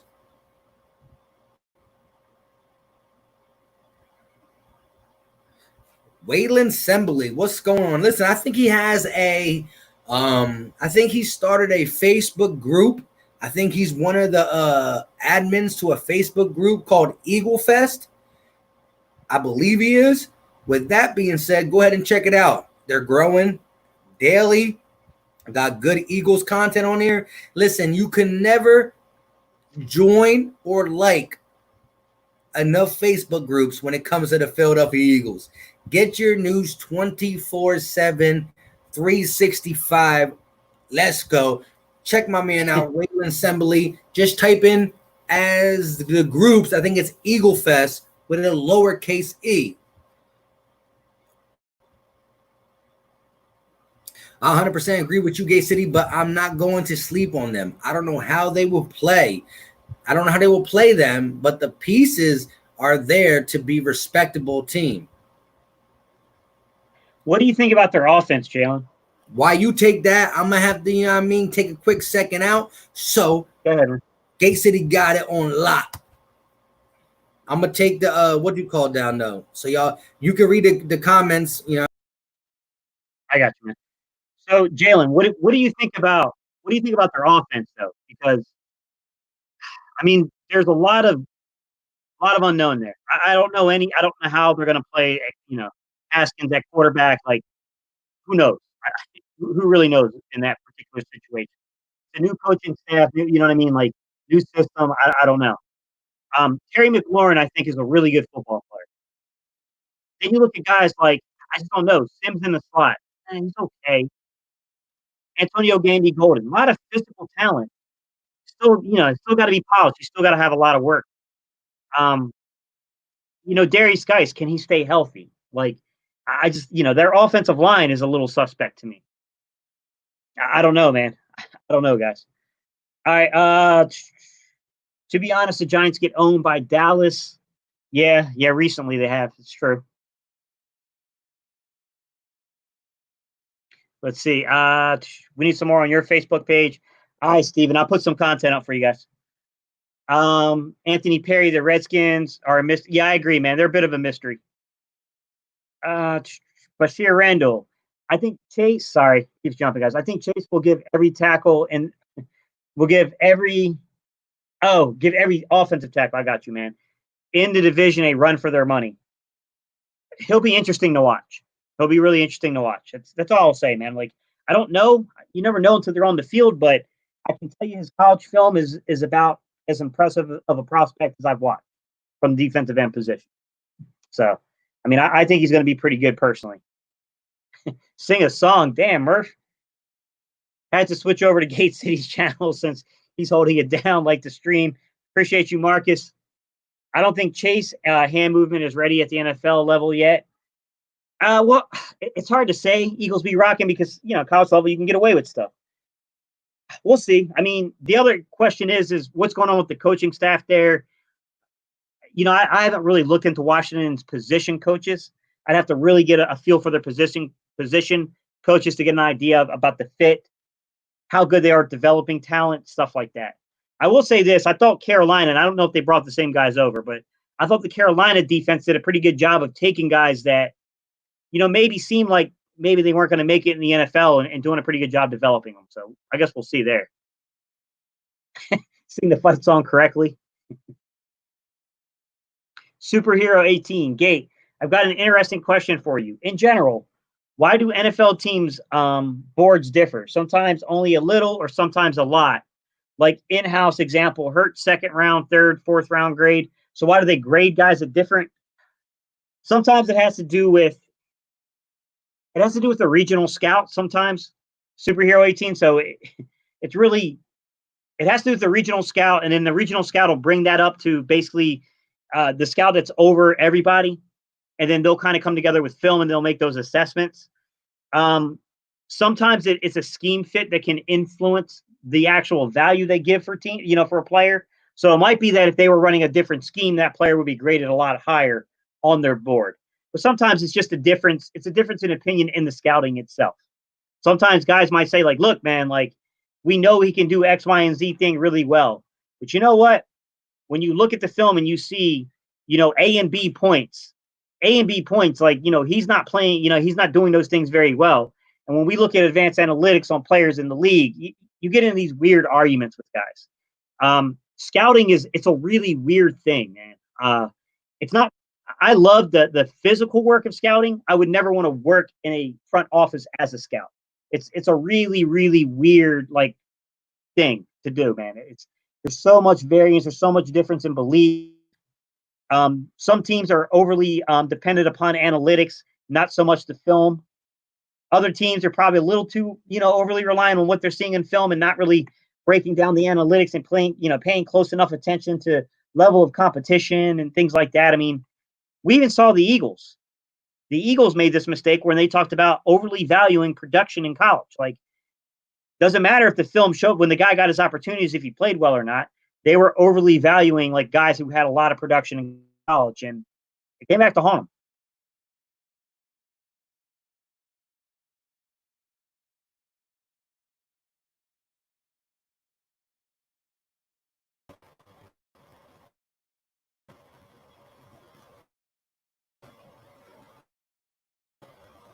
Yo, what's going on? Back in the flesh.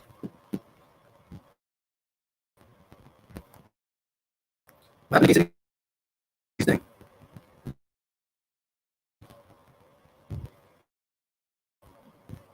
No, don't know what's going on.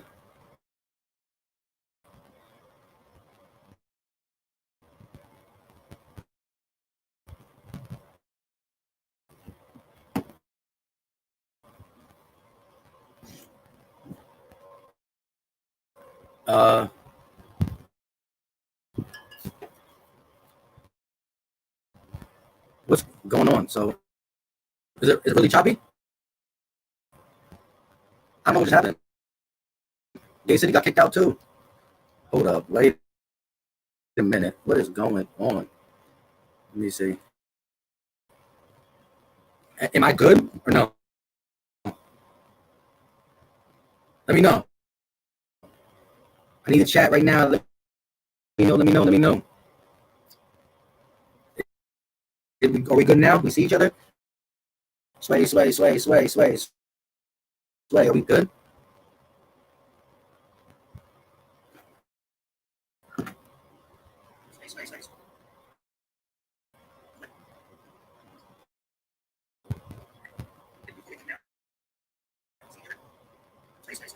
Oh, yeah. It's not good. Yo, at the end of the day, robot chick, my guy, y'all just roasted me up right now. But listen, hold up. We just make sure. Are we good?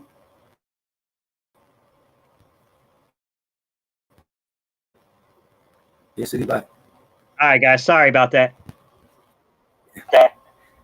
You're back, but I guess I'm choppy right now. They're saying like I'm choppy, I guess. Like it's not good. Yeah. You sound fine to me, guys. Let us know, man. Are we sounding choppy again? Do I sound fine? Hang on, y'all. They say we sound like the Chipmunks. Yeah, but that was a little bit older before you got in. So listen, new comments. Am I still choppy? I'm about to listen to myself.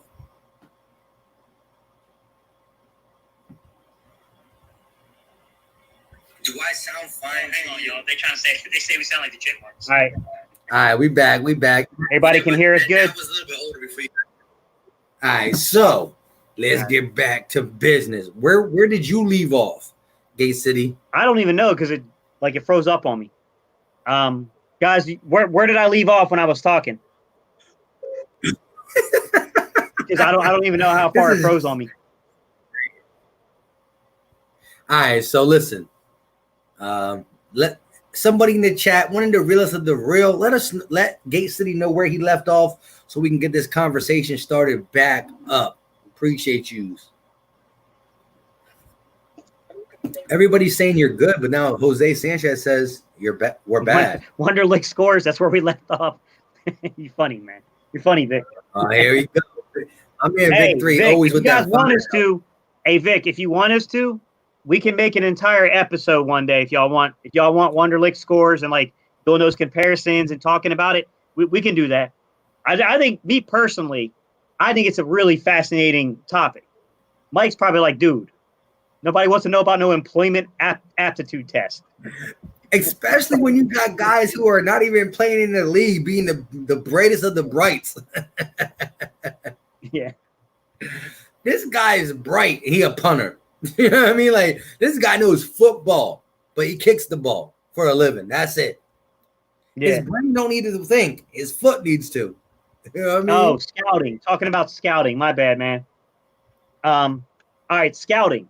So, me personally, guys, the reason these things happen where there's a difference in opinion in scouting, sometimes it comes down to the fact that teams have different needs and they run different systems. Certain guys fit some systems better than other systems. You guys are messing with me. Now I'm starting to notice how much I'm moving my hands. Hang on. I'm going to try to put them down here. I'm going to sit on them. No. Do it. Look. So somebody commented on my one of our live streams together. Or no, it was one that I did by myself. And they didn't say about my hand moving. They were cool with it. They didn't like me doing this. They didn't like me rubbing my hand together. They said, you rub your hand together too much. I'm watching it like, you right. Yeah. It's the Italian thing, man. I can't help it to keep moving my hands.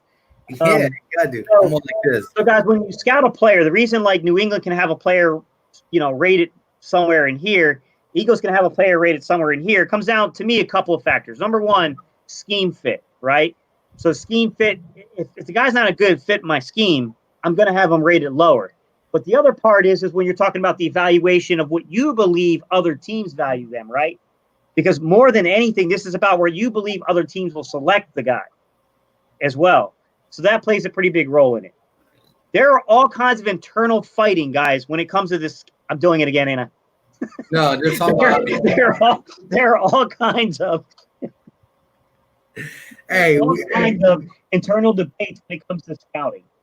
And, sometimes the regional scouts are the ones that are heavily relied upon. other teams might have more of a democratic type approach to it, to where maybe the regional scout brings it up, and then the scouting department as a whole kind of gets together, and then they start looking into stuff. It's really hard to give a definitive answer on this, guys. There's just a lot of different things that happen. That Andrew Cat.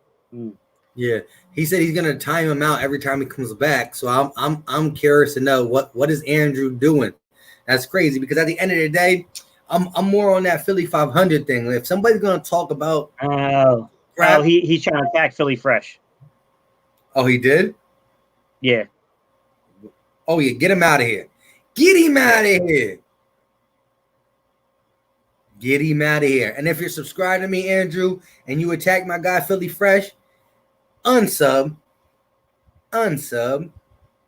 Yeah, I don't know the context of what happened. I'm just reading the comments, guys. I don't know what happened. I don't know either, but at the end of the day, it doesn't sound good to me.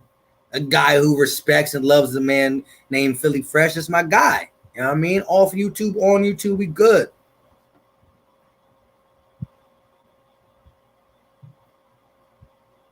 Say what?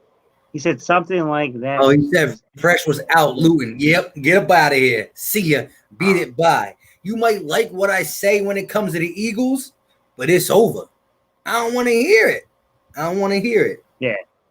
Guys, listen, Mike, Reese, and I, we don't just collab on videos, man. Like we're friends, guys. We talk all the time. We have a podcast together. Like, come on. Like,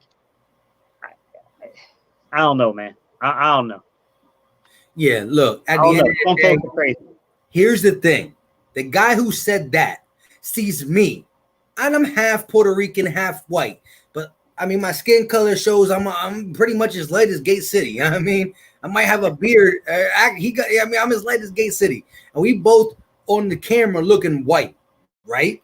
And so the one person who's not white is the one guy he's talking about. See ya, beat it, bye. Get him out of here.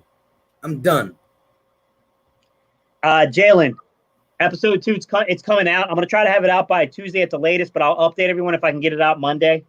It's my fault this time. It's not Reese and it's not Mike's fault. It's my fault because they're waiting on me to give them the cues of the topic so they can talk about it. But we're going to get it out to y'all, man. We're going to try to work. I'm going to listen. This is going to be some real North Carolina stuff here, guys. All right. Keep in mind, I live in North Carolina now. Today I drove out to my parents' house to pick up four chickens. So I had to go to Lowe's and buy some stuff to make a long run for my chickens. So I haven't had a lot of time. Like, I've been dealing with that kind of stuff, guys. But we'll get it out to you guys by Tuesday. Yo, what's it's gonna be he's my twin. I don't know, bro. It's all good. Yeah, I'll let you guys know. It's going to be quarterback. It's going to be a quarterback-centered topic, just to give you guys a heads up. It will be quarterback-centered. So I don't want to give away too much, but it's going to talk a lot about quarterback play. He said, Gate City, I used to own goats. I know how it goes. Damn, Jalen, I ain't never owned goats. I was playing around with my niece today and told her I was going to go get some goats. Yeah, I mean, you got the chicken coop, right? Yeah, I do. I'll show y'all it when I get it. When I get the run, I'm extending the run out by like 10 foot. But when I get the run done, I'll show y'all on camera. Harlem Cowboy came on and spit facts. He said, don't let the haters come in and hate. Don't give them the time of the day. That was a Cowboy fan talking. And Harlem Cowboy been one of them guys who try to come at us sometimes, but appreciate the straight facts there at Harlem. And Merv the Kendall said, in Harlem's defense, Harlem does it in a joking manner. Yeah, it's all love. That's why, when people were timing him out the other day, I'm like, look, he's talking crap. That's what we do. I mean, look, I can't seriously talk about the Cowboys without getting a slight in there. In the same way as a Cowboy fan. But we talking football, we talking real stuff. As long as you talking it and you're backing up football stats and not coming out all these other ways 100%. But my guy, Murphy Kenzo, said, I don't want a Cowboy fan speaking logically. And see, again, another slight, but Appreciate you, Harlem Cowboy, coming here and letting it be known. Appreciate the super chat, my guy. Great. Shout out to the Philly Fresh. The chat ain't the same without you, but I still got that. Got you on that mic fun. Yo, I'm gonna have to give this to him. I'm gonna have to send it. Paper. Yo, he said he was coming on. I'm about to call him again. He said, yeah, we'll find out. I'm just getting in there. I was hoping that when I get back upstairs, he was already on. Let me ask y'all a question. Who do you think will have the best statistical numbers? I'm not talking about actual quarterback play. Let's talk superficial because it's fun. Who's going to have the better statistical season of the quarterbacks in the NFC East? You got Daniel Jones, Haskins. Hold up. Wait a minute. Y'all thought he wasn't coming through. He is here. Yo, what's going on, man? Once again, my apologies, yo. Man, it was a long day. I was holding on by a string when y'all kept texting me saying, all right, let's go on 8 o'clock. I'm like, all right, I got it. I put an alarm on and everything on my phone, man. I was holding on by a string, but I'm here now. What's going on, everybody? Yo, we just getting off, bro. I'm just kidding. Oh, all right. I'm just kidding.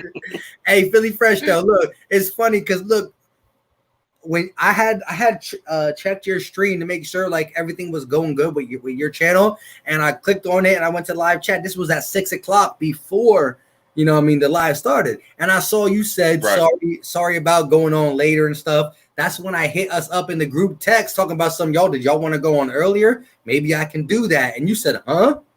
And then after you might have Yeah, it was done.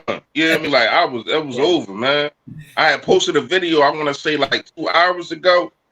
I was reading some comments and I was responding to them. Next thing I know, you calling me 2 hours later. Yeah, I'm like, what the man? It was a long day, but what's going on? What I missed? I know I missed a lot. What I missed? What's up, everybody? Actually, we were just talking about chicken coops, to be real. Yeah, hey, Stephen B. I don't personally do that. I just collect the eggs. They're not meat birds. Like there's specific breeds birds. My parents do have turkeys and some meat birds that are chicken. So my dad and like one of my cousins, they do that kind of stuff. I don't personally, not that I'm opposed to it. I would, but I just the ones I have they're not good meat birds. They're egg layers. I just get those eggs. Look at Philly Fresh. She's like, what the hell are y'all talking about? Yeah, I'm trying to go through the comments and catch up. I don't know what the hell going on. Why did I just walk into? Hey, Philly Fresh, you getting in here? The chat showing that love from Antonio Holmes to the chat jump. Rome one more, Bashir, all these guys showing you all nothing but love. It's all good in the hood. But Philly Fresh, like I said, look, so I knew you were all about that because you were the first one to answer when I said we're still doing it today. You already know. With that being said, we over here, once we got to like that 45-minute mark, an hour mark, I said, dang, it's not like him to just not answer back. Like normally you say like, I'm going to be late or something. I'm like, yo, he just didn't even answer me. I said, hold up. And actually after like the 35-40-minute mark, I said I was going to call you. Then Gate City got me on a topic. You know what I mean? 20 minutes go by. I'm like, you know what? Bang, bang, bang. And I'm like, yo, that. And then you hit the yo, that. It was all good. But yo, love having you on here. Hey, once I seen you call, I'm waking up. I'm like, damn, like, oh, all right. It's probably about that time. I'm thinking it was like 7:30. Nah. I should have called earlier on some real. Because, my guy not answering a text, I definitely should check up on you. You know what I mean? Because it's just the right thing to do. But, hey, look, hard working pays off. You lose some stuff, but you gain some stuff. But much love and respect to you, my guy, for getting it done. Hey, I appreciate all the love, man. I'm reading it right now, man. What's going on, everybody, man? Once again, I apologize, man, but I work my behind off, man. You know what I mean? Like, if y'all only understood everything that I do every day, you know what I mean? I just started, I'm going to say probably like 6 months ago. I started a cleaning company. I got a whole lot going on with that. I work 2 jobs, man. You know, I got kids. I do a whole lot, man. And you know, to come on here and to see all the appreciation, I appreciate it, man. Like that's all I can say, man. It's all love. But first of all, can y'all hear me? Cause there ain't nobody say nothing. Really good. Where Charles Smith at? Really See, I got my new my new little head AirPods. You know what I mean? So I ain't trying to hear none of that. Ain't no GoFundMe. Ain't no none of that. You hear me? You're talking too loud. Vic already gave you a donation. Vic gave me. Yo, hey, Vic, enough for that, man. Hey, if y'all get a chance after this live, make sure y'all go check out my latest video, man. I just dropped a new video. That's probably what put me to sleep, to tell you the truth. I put a lot of hard work and dedication into that. You're talking about the Avante Maddox, Roby Coleman? Yeah. Put a lot of and also talking about the Sixers, man. I ain't get to talk about the Sixers in a while, man. Check that Charles out. Smith just sent out a super chat, guys. Go ahead, Gate. Shout out to Philly. Philly Fresh new mic. You already know I'm mic'd up, man. You know what I mean? Put me in the field, coach. I'm mic'd up. Word is fine. I'll kick this question to you. This is the question I asked the chat, but you kind of popped in, so we all went, you know, trying to make sure you was good. You about to ask me about a chicken coop? No. I'm not gonna ask you about no chicken coop, bro. I ain't gonna do that.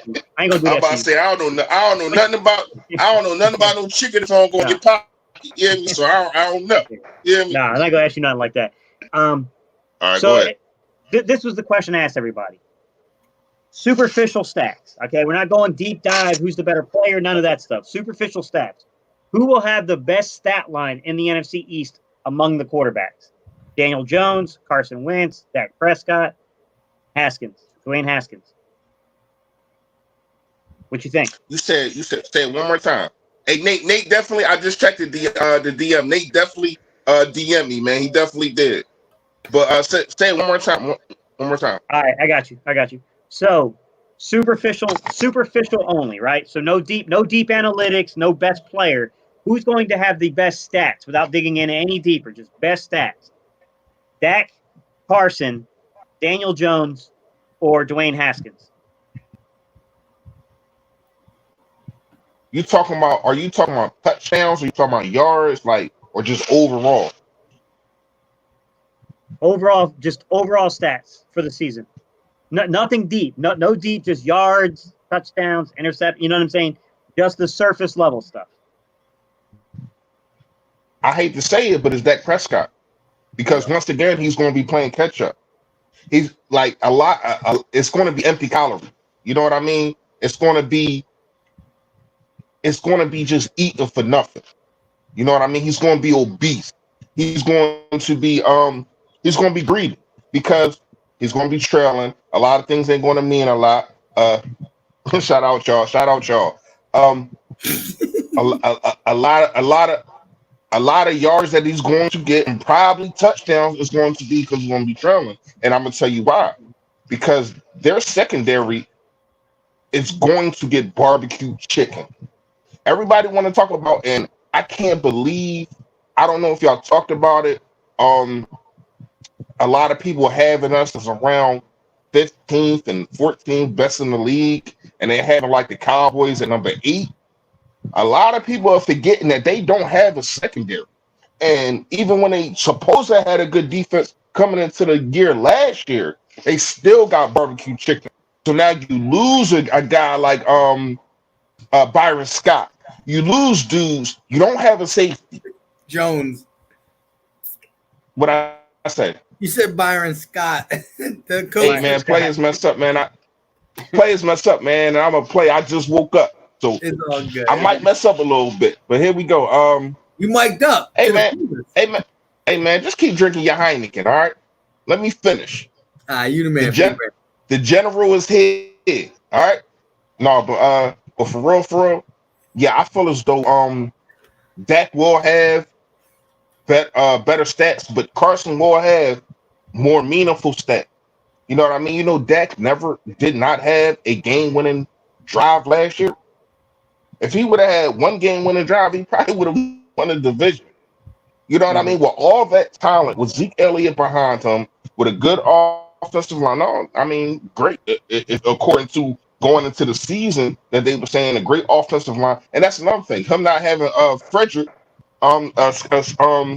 his center, that's really going to hurt him. You know what I mean? So a lot of people is overlooking the holes that they have. We have one hole, and that's that linebacker. But I feel as though the way Jim Sports' scheme is that we really don't appreciate and need a linebacker. Now, let's see if that works. But we really only have one glaring hole if Andre Dillard is not the guy. If Andre Dillard is the guy, we only got one hole. So I'm going to go with Dak Prescott. Yeah. By default. Mike, where are you at on this? To be honest, it's probably Dak Prescott when it comes to stats. Let me bring it down for you. Look, Daniel Jones is going to lead the division in fumbles. Dwayne Haskins is going to lead the division in interceptions. Dak Prescott's going to lead the division in yards, and Carson Wentz is going to lead the division in W's. Let's go! I spin. Oh, we got Daniel Jones first for fumbles, Haskins for interceptions, Prescott for nice yards, and Wentz for W's. That's my thing. None of you guys are. I'm a little shocked that no one mentioned Daniel Jones. So where do you see the downfalls here for the statistical year? Barkley going to have a comeback year that's going to limit the passing of Daniel Jones. Saquon Barkley is trying to get that rushing title. Let's say that. You think they're going to go more run heavy? Yeah. But that's why I mean, it's hard to say because I don't know anything about the philosophy of this coach coming in. Yeah, he's a special teamer, and a wide receiver coach, I guess. I mean, they have Jason Garrett there as the OC. Do you think that's going to impact anything? Hold up. Whose voice is not? You serious, K-City? Huh? You were serious when you said that, or you were just joking? Oh, no. I'm saying, do you think it'll impact, do you think it's going to impact the stat line? Because we're saying that they're going to give the ball to Saquon Barkley, but you got a notorious guy in there for maybe taking the ball out of the best player's hands as the OC. Do you think that might skew that? I thought you were saying, is he going to be you thought I meant in a positive I'm like in a positive light. Okay. Yeah. Oh, okay. I was trying to read the comment. Yeah. Yeah. But look, I stand by 100% my statement when it comes to Dak Prescott will lead the division in yards. I mean, look at that trio. I mean, he got to. Daniel Dimes / Daniel Fumbles lead in fumbles, Haskins in interceptions, and Carson Wentz and Dubs. I gotta agree with. Go ahead, Gate. I'm sorry, Mike. I'm sorry, fresh guy. Yeah, I gotta agree with you, Mike. My thing with Daniel Jones is it's not about Daniel Jones. It's about what I think is going to happen with the Dallas Cowboys. What I think that they're going to have to play catch up. Mike McCarthy coming in and Mike McCarthy coming in and trying to put his system in and trying to probably have Dak look like he's Aaron Rodgers, throw the ball around the field because they do. Let's keep it real. They do. They even though we might hate them, they have the best wide receiving core in the NFC East. That's just fact. You know what I mean? So he might try to implement that and try to make Dak look like Aaron Rodgers, which is never going to happen because he doesn't have the arm talent or the arm strength. Go ahead. Now, the thing I want to see about the Cowboys offense, don't forget that Zeke had a over 1,000-yard rushing season, and it was probably one of his most down years. With his down year being still one of the top 10 runners, and the fact that every year that Ezekiel Elliott was a top rusher in the NFL, the Cowboys had a pretty damn good record. I think they probably won a division every time he was the top. So I know Dak got a lot of new toys, but come on, feed the rock. to Zeke, so that could play a part. It'll be interesting, man. I don't know. I mean, personally, superficial stats. I thought you guys brought out a couple of good points, which is sometimes it's not about your real, actual like play. Sometimes it's just about your defense ain't playing. You're always trailing, so you're always passing. So you're going to have inflated stats. I mean, that's definitely true. Jameis Winston. Scheme can vary it, right? We just talked about Russell Wilson, being in a heavy running scheme and how that impacts the conversation with him and Mahomes. You kind of missed that one, but we were kind of talking about this earlier, that Russell Wilson, if he was in a different scheme, would probably have like crazy numbers, but they're such a heavy run team that Russell Wilson's numbers always they look good, but they're never like 5,000 yards or 40, you know what I mean? Like 40, like they're never between 4,700 and 5,000 really. Right. I don't know, man. There's a part of me that wants to say Wentz badly, because I think that the offense is going to open wide. It's going to become wide open. But at the same time, I know the philosophy, which is gain the lead, get deep into games, and beat the team mercilessly with the running game. Play time possession. That's the way that we like to play. And that's gonna, like we did in 2017. Yeah, exactly. Third in the NFL. I think that's the way that we want to do things, and that's gonna that would skew the statistics. That's tough, man. I'm not shocked that your guys' response. I'm just shocked that nobody said because there was a lot of momentum for Daniel Jones, and I was shocked nobody said Daniel Jones in the comment section. You've got Giant fans here, Giant fans saying. Hey, can somebody get a pacifier and a bib for Charles Smith? He acting like a baby in this chat, man. We missed his super chat, y'all. He said that is unemployed right now. Mm-hmm. We already know that's not going to keep going. Stephen B, I do agree with that, but I'm probably not a fair person to ask though, because I was an NC State student, so I'm not an impartial source. Like Russell Wilson turned around the entire fate of that NC State football team. So I mean, I'm a little biased in that argument, admittedly, but I do think that there are logical arguments to say that personally. But Vic 3 is about ready to pull his hair out, so I won't keep doing that to him. Let me just say this real quick.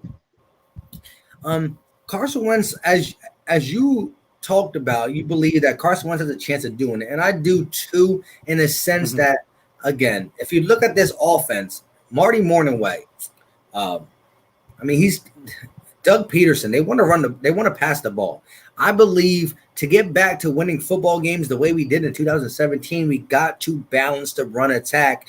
I mean, we were third in the NFL in rushing in 17. Yes, Carson Wentz was dropping 50 burgers on guys like the Denver Broncos.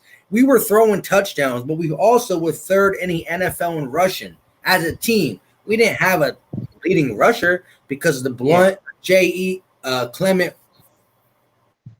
combination was a committee. So you're not going to have a top guy in the NFL, but as a team, we were third overall. With that being said, Carson Wentz is going to throw the ball.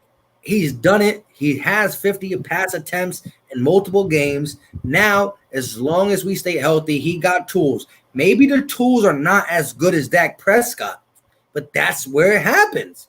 Dak Prescott got better tools, and he's going to perform with these tools because who wouldn't? Carson Wentz doesn't have the same talent at them tools, but the talent is better than Carson Wentz had in a while, and so he can do magical things with it as long as he stays healthy. So, Harlem, there's a comment you put up here, and I want to ask you something. It's 10:14 about 11 personnel. Got it. Right. Harlem, there's an element of truth to what you're saying. I'm not going to deny that. True. But this is what I'll ask you. Okay. I understand the basic concept of what you're saying. You got Amari Cooper, you got CeeDee Lamb, you got, what the hell's the other kid's name out there? Why is his name slipping? Whatever, your other receiver. I can't think of it. Michael Gallup. You got Michael Gallup out there, right? I get it. You can spread teams out, take guys out of the box, and then use 11 men to run. I get what you're saying. Here's my question: why do you guys repeatedly then keep abandoning the run in favor of the pass and losing in those important games? Because I understand the argument saying that, look, Jason Garrett, he's got his merits. Some points he can be good as an offensive coordinator, but he got a little stale, he got predictable, and he abandoned his run at times. That's cool, but Kellen Moore's not known for running the ball either. I mean, tell me your perspective, man. You're a Cowboy fan. Tell me your perspective. Yeah. A lot of that. I got a perspective on that. A lot of that was coaching, but I don't feel as though like everybody calling Coach Clapp. Don't they still have the same offensive coordinator, or did the whole? They do. Trying to get money. Kellen Moore. Yeah. Wait. But do they? What? I'm gonna let you go on that Dak thing because that's a good thing. But just to get you context in this, there was a person who used to be in our chats normally who actually is following Kara on Twitter. But he changed his name. His profile picture is Dak Prescott, and his name is I Can't Beat Teams Over 500. And he always comes in the chat, and he's. I've seen him before. Yeah, so that's who he's talking about. Wants the money, and Kara is married to. But go ahead, finish your thing on Dak. Y'all get weird up in here, man. I don't know what the hell going on. Hey, yo, you know what's crazy? You know what we done did, though? We really started like a whole little thing, man. Like, just us going live, like, people really interact with each other. Like, it's crazy. Correct. Like, if you read some of these comments, they ain't even talking to us no more. They talking to each other. Like, listen, like, seriously. Hey, I want to tell them that, like, and that's why it gets hard. So look, I'm going through the comments, I'm seeing far behind, but then there might be 3 or 4 comments that are not to me, it's to each other, which I love the chat interacting with each other. Yeah, love that. At the end of the day, Kara turned this into a love connection.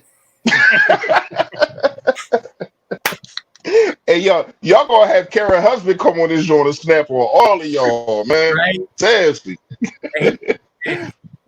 No, but back to the Cowboys. I'm not sure. So before, I want to ask one of y'all if y'all noticed before I speak on it. Do they still have the same offensive coordinator? Yeah, they do. Kellen Moore. So you know what's funny to me? You got dudes like Skip Bayless. You got a lot of Cowboys fans that say Jason Garrett did nothing.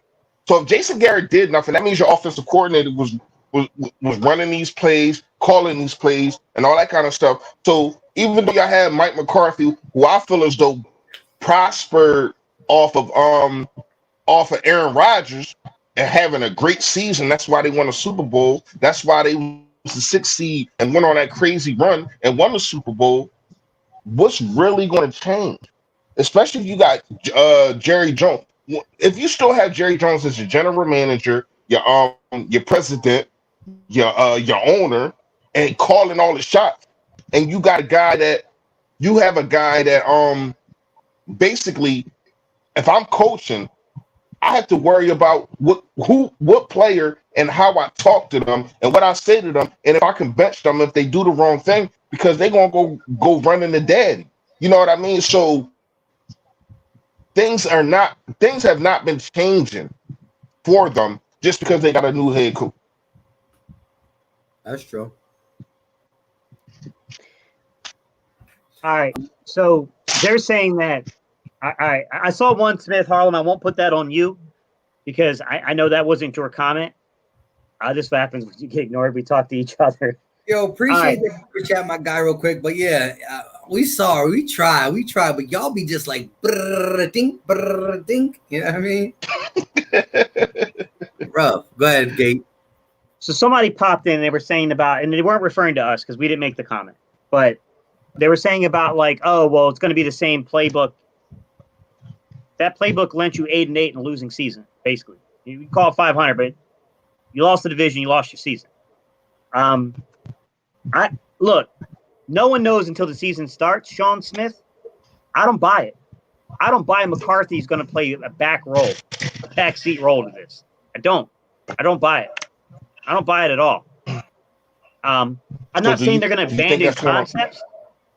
I mean, I think that given the nature of everything that's happened with COVID-19, they're going to keep a lot of the same concepts, but I'm telling you, I don't buy that this is going to be Kellen Moore's offense.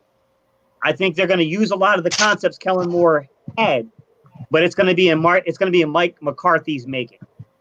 I don't buy that argument. I really don't. And I know that you're only going off of what was said publicly, but I'm telling you, we're Eagle fans. I love Doug Peterson. You can't believe a damn word that comes out of Doug Peterson's mouth.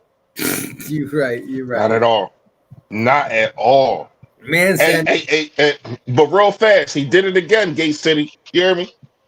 He did it again. Remember what we talked about last week? I skipped comments coming at him. Check what Carol Poole said about 2 minutes ago. Hang on. Pull up JJ Trilla's comment so I can just bust this shit real quick. Hold on.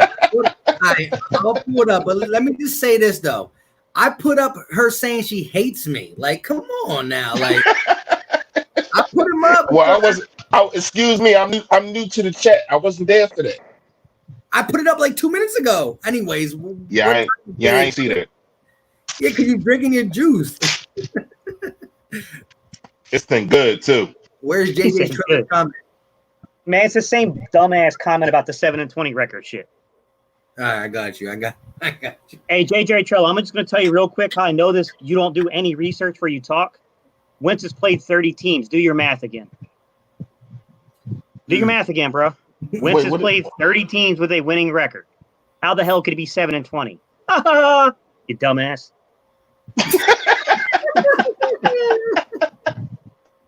Hey, yo, hold on. What y'all do to Gate City, man? Gate City, a nice guy. What's going on? Bro, it's a whole thing, man, from a video. And this ain't nothing towards Harlem Cowboys, because Harlem Cowboys has been kind of my videos. I'm cool with Harlem. But this stat hey, yo, I'm supposed to be a bad guy, man. Repeatedly, it's been wrongly said.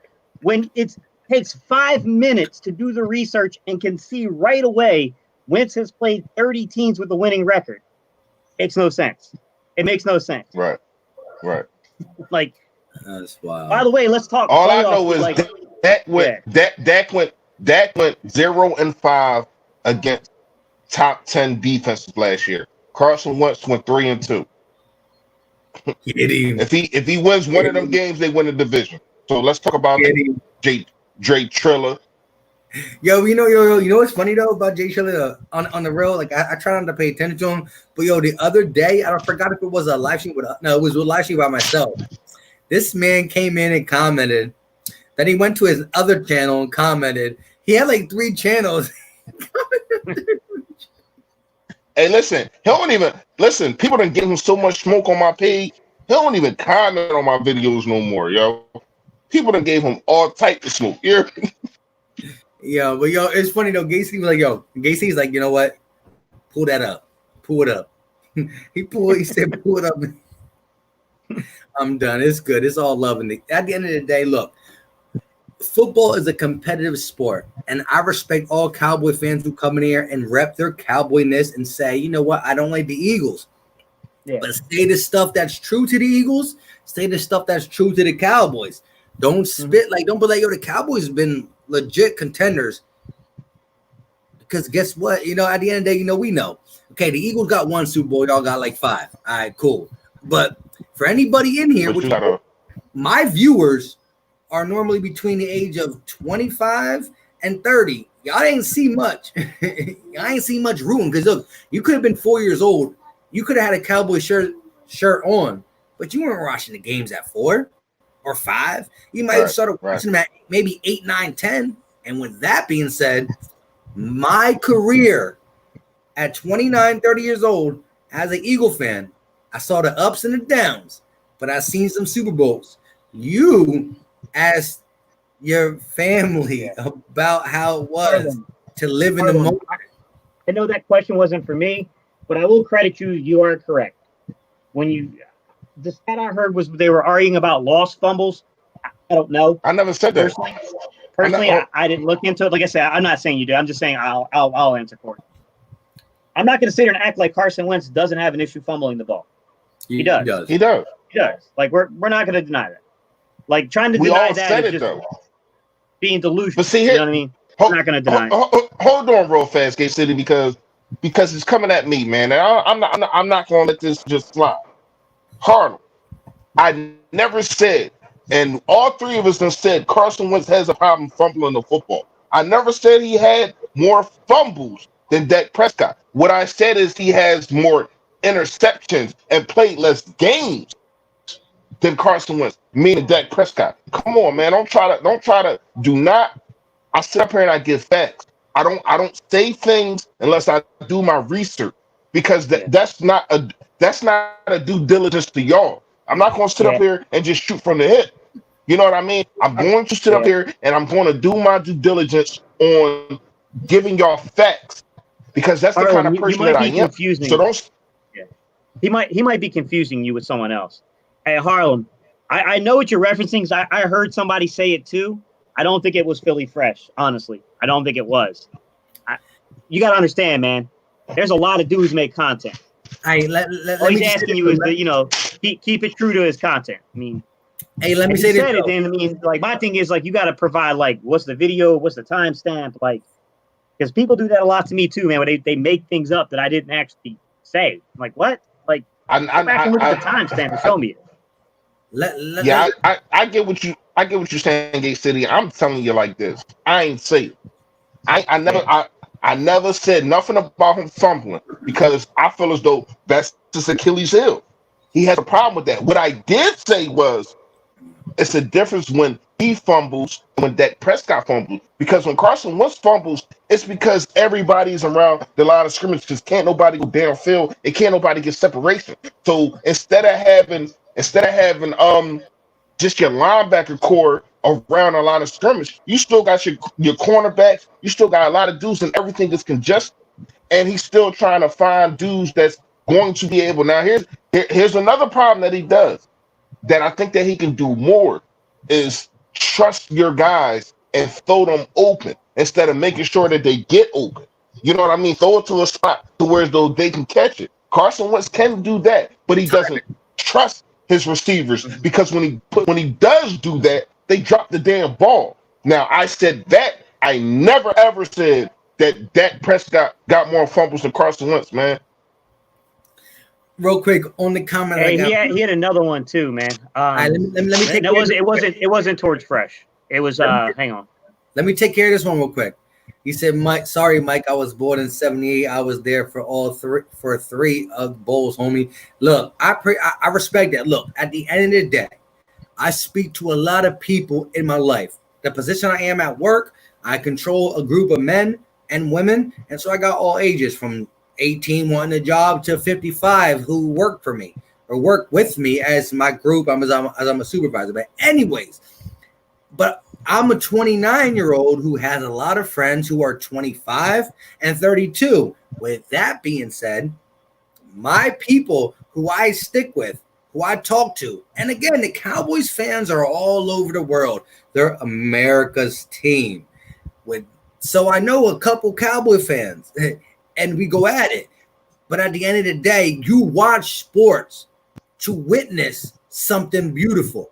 You don't rewind sports. So a guy like you who's born in 78, appreciate you got three of them bad boys. But any Cowboy fan who's my age, stiff. Because at the end of the day, your family was a Cowboy fan. You became a fan, and I'm glad you're still a fan, because it's been a rough 25 years. With that being said, I don't check your fandom at all, but I will check the fact that we watch sports to see live excitement, to be in there. 2004, we lost the Super Bowl, but I saw it. I cried like a little baby back, the B word, but I watched it. I lived it. I lost it. And then I also witnessed a nice one in 17 as a grown man. With that being said, hey, I appreciate you coming through and spitting the facts, as simple as that. But yeah, like Philly Fresh said, he never said nothing about Carson Wentz and Dak Prescott fumbling, but he did say, or I said where quarterbacks make money is the red zone. And in 63 games, Dak Prescott is 54 touchdowns, 6 interceptions in the red zone. And in 55 games, Carson Wentz is 72-2. Love it. Bad. And they facts that you can look up. All right. But yo, hard Cowboy, it's all love in the game. Listen though, you're older Cowboy, so I ain't gonna. Yeah, it's all love until you you disrespect. I really felt that disrespectful. I ain't gonna lie to you. Don't disrespect my character, man. I don't get up here and just start and shoot from the hip and just start lying. And I don't. That ain't me, man. You check all my videos. I will say if I don't know something, I will be in the middle of a video and be like, "Damn, I don't know." You know what I mean? Like I'm not the type of person that's gonna give y'all false stats, man. That's never been me. Yeah, listen. When my man comes, he has that paper in front of him, and he only thing he writes down is what he saw in black and white, simple and plain. And yes, again, we're not going to talk on as ego content creators on how bad his fumbling issue is because that's not something that we're proud of, but it is an issue, and we all recognize it. You got to get better in that. Like Gate City said, if I'm the coaching staff, if I'm the quarterback coach, I'm smacking him with them noodles all day in practice. Don't drop the ball. Hitting the ball. Don't drop it. But guess what? He corrects that issue. The league got a problem. The league already got a problem, right? They already got a problem, man. Like, people forget that he was the best player in the world, in the NFC, in the NFL in 2017. That was only 2 years ago. You know what I mean? People are like dudes like Max Kellerman, who is starting to piss me off when he talks about Carson Wentz. It's just forgetting the fact just because Mahomes had a great season and then turn around and then won a Super Bowl, you just forget a guy like Carson Wentz. You know what I mean? You can't do that, man. It's a team sport. Listen, LeBron James can take over the starting five and win a game. That's what he can do as a great MVP player. But an MVP quarterback cannot block for himself, cannot catch balls for himself, cannot play defense for himself, cannot draw up plays for himself. It's this whole league is determined by what is surrounding you, the organization. Like, look, you put any great player on a team that has no chance or no offensive line, no this, that, and the third, no supporting cast, and that great player will fall. I don't care. Yeah, that's that. You put Tom Brady. It's set for Carson Wentz. Everything that you just said happened to him last year, and he still came up above the ashes, man. A Harlem Cowboy. I accept an apology. I just get real when people come at my character and say that I lied about something, man. I see red. You know what I mean? Because no matter what I do, I'm the type of person that always going to make sure I do it right. Like I take what I do personal. Like me talking about the Cowboys, me talking about the Eagles, me talking about the Sixers, stuff like that. I take it personal because I'm good at what I do. You know what I mean? So for somebody to come at me saying that I basically was lying, I wasn't feeling it. Now, if you saying that you had somebody else, you might have had somebody else. All right, cool. But don't come at me like that, man. Seriously. Yeah, we all know Max is a great boxing expert. But guess what? My man Gate City about to fall asleep. So Gate City. My bad, Gates. No, you good, I was a little fired up. I was a little fired up. My fault, man. My fault. You good, bro? I was just reading something. Yeah, he got an hour and a half to make up, so he's making it up real good right now. I like that. I appreciate the fire coming out of Philly Fresh's mouth. But Gate City. Hang on. Here you go, JJ Triller. I'm done, bro. I'm done. Pull up JJ. I'm reading it now. I'm reading it now. To you right now, JJ. Against playoff teams, Dak Prescott. First of all, where you shirt at? Against playoff teams, Dak Prescott 9-15. 541 completions on 851 attempts, 63.57%. 30 touchdowns, 24 interceptions. All right. In 9 of those 24 games, he had a QBR of 100 plus. In 2 of those 24 games, he had a QBR above 90. In total, that's 11 out of 24 games with a rating of 90 or better. All right? He had another 3 games with a QBR above 80. Okay, so out of 24 games, that leaves 10 games where he had a QBR under an 80. Keep that in mind for a minute, gentlemen. All right. 3 of those games, he had a rating below 60, and 7 of those games, he had a rating below 70. Trash. He's a very inconsistent player. This can't be argued when you look at the actual numbers. Against playoff competition, Carson Wentz, 9-11. Go fuck yourself with your 7-20, JJ. He's 476 out of 753 for 63% completion percent. 32 touchdowns, 17 interceptions. In 8 of those 20 games, he had a 100-plus rating. He had another 3 games with a 90-plus rating. That means 11 out of 20%, meaning more than 50% of games, he had a 90% or higher passer rating. Let's keep going, man. He had another 3 games with a QBR above 80. So now you're at 14 out of 20 games. He had a QBR above 80. So in 70% of the games where Carson played against playoff competition, he had a QBR above 80. Compare that to Dak's 58%. Chump. All right, let's keep going. Hey, in the end, I drink to that. Carson had 6 games out of 20 where his QBR was lower than 80. Dak had 10 games. Here's the kicker. By comparison, that's a 30% ratio for Wentz and a 41.6% ratio for Dak. However, you keep digging here, guys.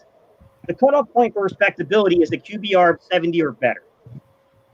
Carson had a QBR of 70 or better in 18 out of those 20 games. 18 out of 20. Dak had 7 games below 70. Come on. In almost 30% of games where Dak played a playoff caliber team, he had a QBR below a 70.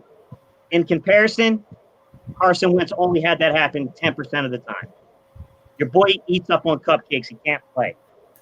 You spitting them facts, Gay City, but now this is fire. I'm about to destroy Hey, everything. everybody in the chat hit the fire emoji. My man's Dak spitting Prescott, fire right now. top 10 defenses. 0-5, bro. 0-5. 55.3 QBR rating. Trash. 8 touchdowns, 6 interceptions. Carson Wentz, 3-2. A 72.9 QB rating. 8 touchdowns to 1 interception. Let's speak the truth here. All right. Let's look at head-to-head numbers. Head-to-head numbers where Dak and Carson played together in a game. All right. Carson, 174 completions on 255 attempts. 68.23% completion rate. He eats Dallas up. 1,713 yards, 12 touchdowns, 2 interceptions. Let's talk Dak in head-to-head competition. 172 out of 269 for 63.94 completion percent. All right, 1,877 yards, 8 touchdowns, 7 interceptions. Trash. Do you want me to keep going further for you? Because I can talk about. I do. Hey, Gay City, real quick. I mean, only because it was a super chat to you. So I wanted you to hit it. I know you spitting that fire. I don't want to stop it, but go ahead and hit it. All right. Worst loss and best. I thought you win was in talking Eagles about Charles Swift, John, but go ahead. Okay. Worst loss and best win in Eagles history. The worst loss. Oh, worst loss. That Miami game was pretty rough. The hit last year. No, but what you talking about? You talking about history?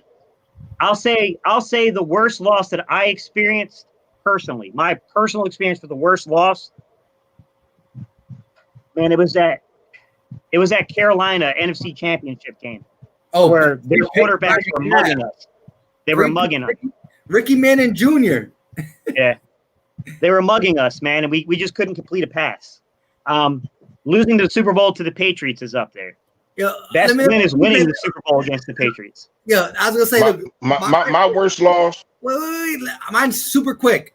2 losses, and it's not the worst loss in the sense of like we got beat by a lot, but it hurt my soul the most. Losing to the Patriots in 2004 hurt my soul, and beating the Patriots in 2017 brought up my soul. So that's mine. Losing to Tampa Bay in the NFC Championship. I think that was the game that we closed down the vet. If I'm correct, that's the game we closed down the vet, right? Gate City. Yeah, I think so. I think you're right. Yeah, that's the game we closed down the vet, and then we opened up the link and got blown the heck out the next year. I can't remember who it was too, but losing that Tampa Bay game, that was the first. I think that was the first. No. The first championship game was against the Rams. The first championship game was against the Rams. NFC championship game was against the Rams. Losing that championship game against Tampa, though, I really felt as though we had got over the hump and we were supposed to beat Tampa. That hurt the most to me. Yo, but listen, and what sucked about that Tampa game is we ran the opening kickoff for a touchdown. I think it was Brian Mitchell. Remember Brian Mitchell? Brian Mitchell ran the ball. I remember Brian Mitchell. And then we went ghost. But yo, shout out to my man Charles Smith. That defense, man. He said, I have a question. Does the Dallas Cowboys fan base have a Gate City? And the absolute answer to that is, go ahead, Gate City. Nah, y'all don't. I'm gonna be straight up with y'all. But I will say this: hell to the there is one content creator y'all have whose content I think is good, and I do watch a lot of Law Nation. I do like Law Nation's content. Yeah. I think he knows football. It is truth. I never watched him. Only person I really watched from Dallas was I watched a couple videos from Mark Holmes. Yeah, and the loud guy that wear the corny shades and always cussing. Look, I can't listen to you cussing all the time, man. Mark Holmes is like a guy who will give you a lot of content because he puts a lot of videos out and he's like, kind of entertaining, I guess. But at the end of the day, Law Nation. But he don't get no fat. Yeah, Law Nation spits facts and he's cool. And guess what? Law Nation got that James Harden beard, which just makes you want to be like, is that he's just entertaining. Like James Harden without the beard, it won't be James Harden. He'd be James Softon. Yeah, Mark Holmes, like I like the stuff he does back and forth with Philly 500. It's funny, but that's it. Yo, you never seen that picture? You never seen the picture on the internet? Listen, I got a picture of James Harden. I'm gonna send it to you. Listen, I got a picture of James Harden on the internet with a beard, and then they call him James Softon, and they show his face without the beard. This man cannot not have a beard. He cannot not have a beard. I used to like OKC a lot, especially when we was in the process phase, whatever you want to call it. And I used to watch them a lot, man.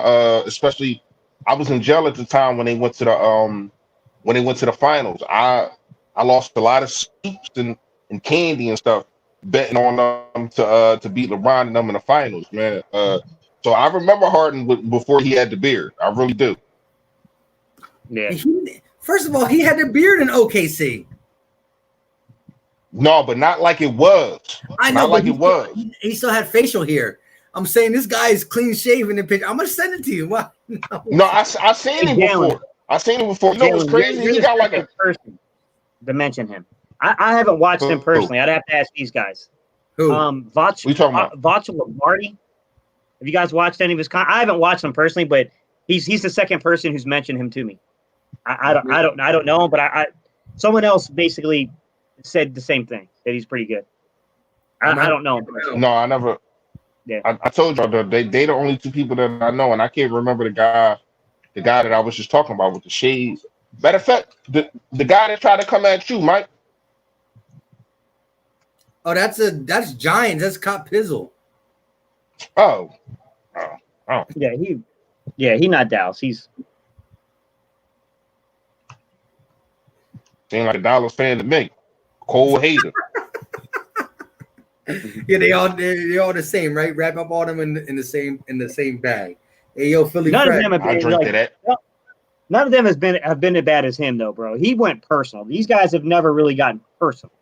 Like he got personal about stuff with Mike. Like yeah, but at the end of the day, he got weird. Then he tried to run behind him. Like that was weird. To run and say like, oh, it's a public persona I play. Like, yo, but look. Come on, man. Listen. He lucky. He lucky Mike called me off him. Hey, Gates, y'all understand? I was on his top. You hear me? Mike like chill. Like, what you mean chill? That ain't where I'm from. I'm ready to get his boy all the smoke. He like, no, just chill, man. Don't give him don't give him no energy and all that. I wasn't gonna give him energy. I was gonna give him smoke. Look. Yeah, I seen this joke. I seen this joke. Tell me that shit ain't Hey, funny. yo, his face wasn't that skinny though. They made his face skinny, man. His face wasn't that skinny, yo. That's crazy. It is. Look at it. Hey, guys, It's really not that skinny. Hey, guys, give me 1 second because he asked me this question a couple times. I don't want to avoid it. All right, go ahead. Hey, Harlem. Go That's a really big question to ask because you got to talk about what the reads are, okay, what the routes are being run, the play design. That's not like a 5-second answer, man. That's a little more in depth than that.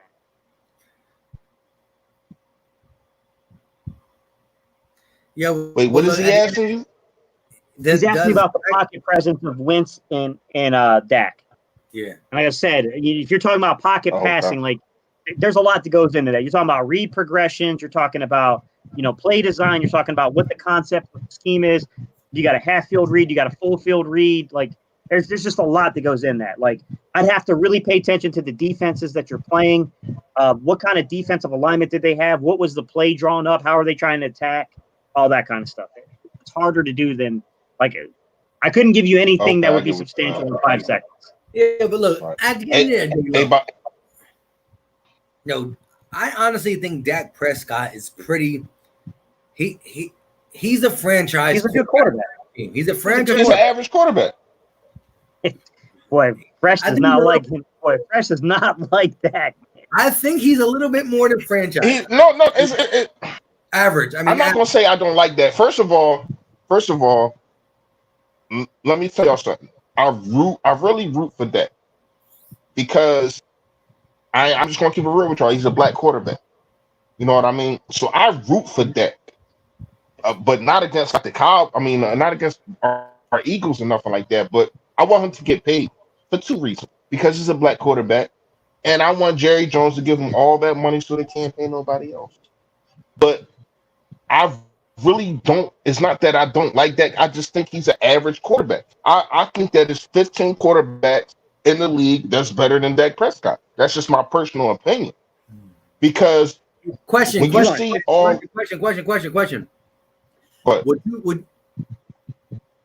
For both of you guys, I'm gonna throw out quarterbacks and you tell me your opinion if you would take them over Dak Prescott.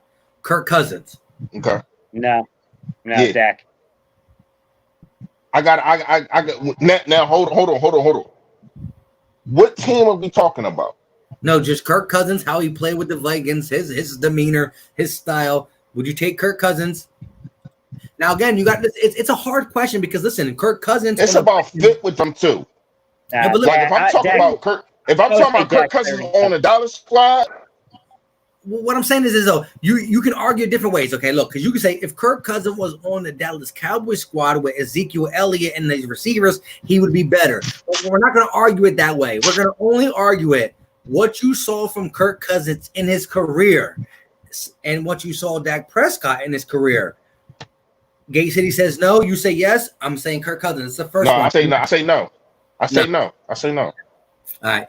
I see. I'm thinking we're talking about on the Dallas Cow, but now that you specified or what you're talking about, because Dak Prescott is a better player, a better quarterback than Kirk Cousins. Because it's too hard. Because you could say at the end of the day, Carson Wentz on a team with just actual receivers, who knows what his game could elevate to. So it's hard to pinpoint if this guy is with this guy or this guy is with this guy. With that being said, Carson. All right, so that's the first no. Let me ask you this one. I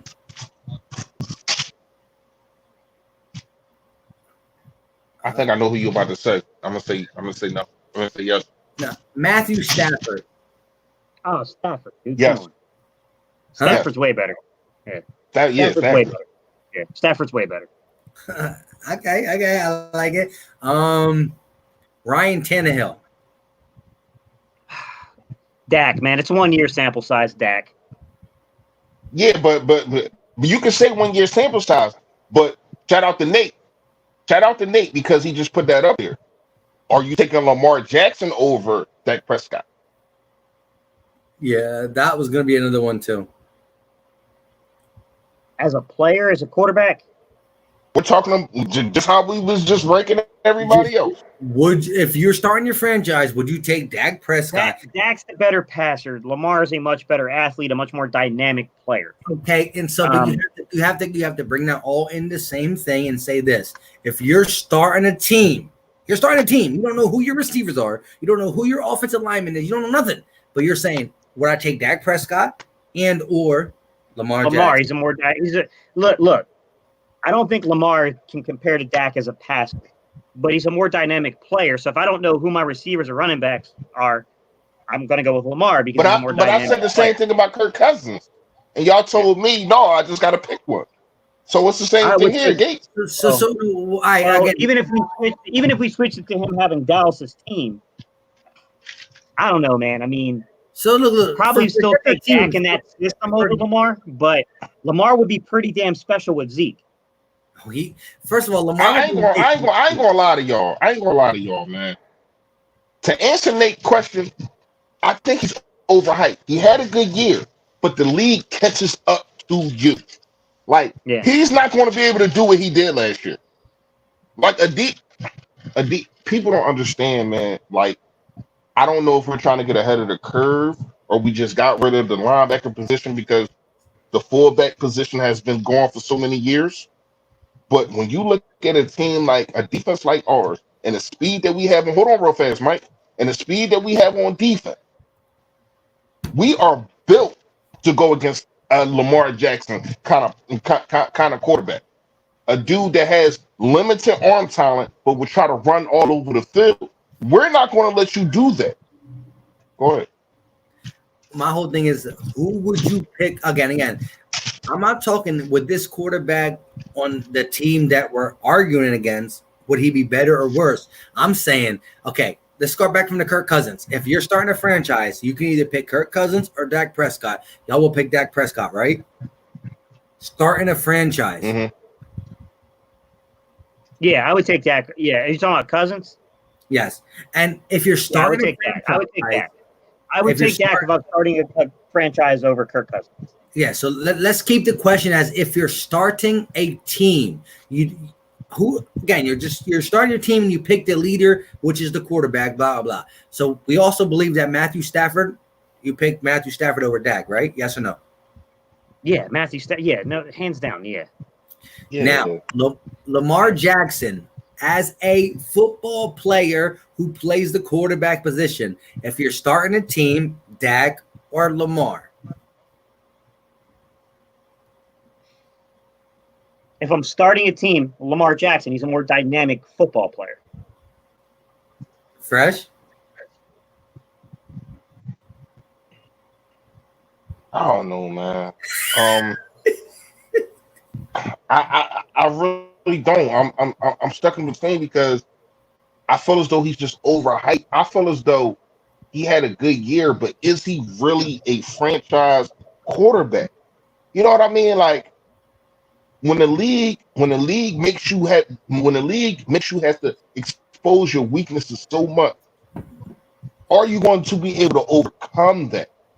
So it's kind of hard because he really only had 1 year, man. But I hate to say this, I would have to go with Dak right now, yo. I would. I understand everything Lamar Jackson. For me, and I understand what you're saying. Fresh. For me, it would be a solid Lamar Jackson. Because I don't know who my receivers are. Why? I don't know who my receivers are. I don't know who my running back is.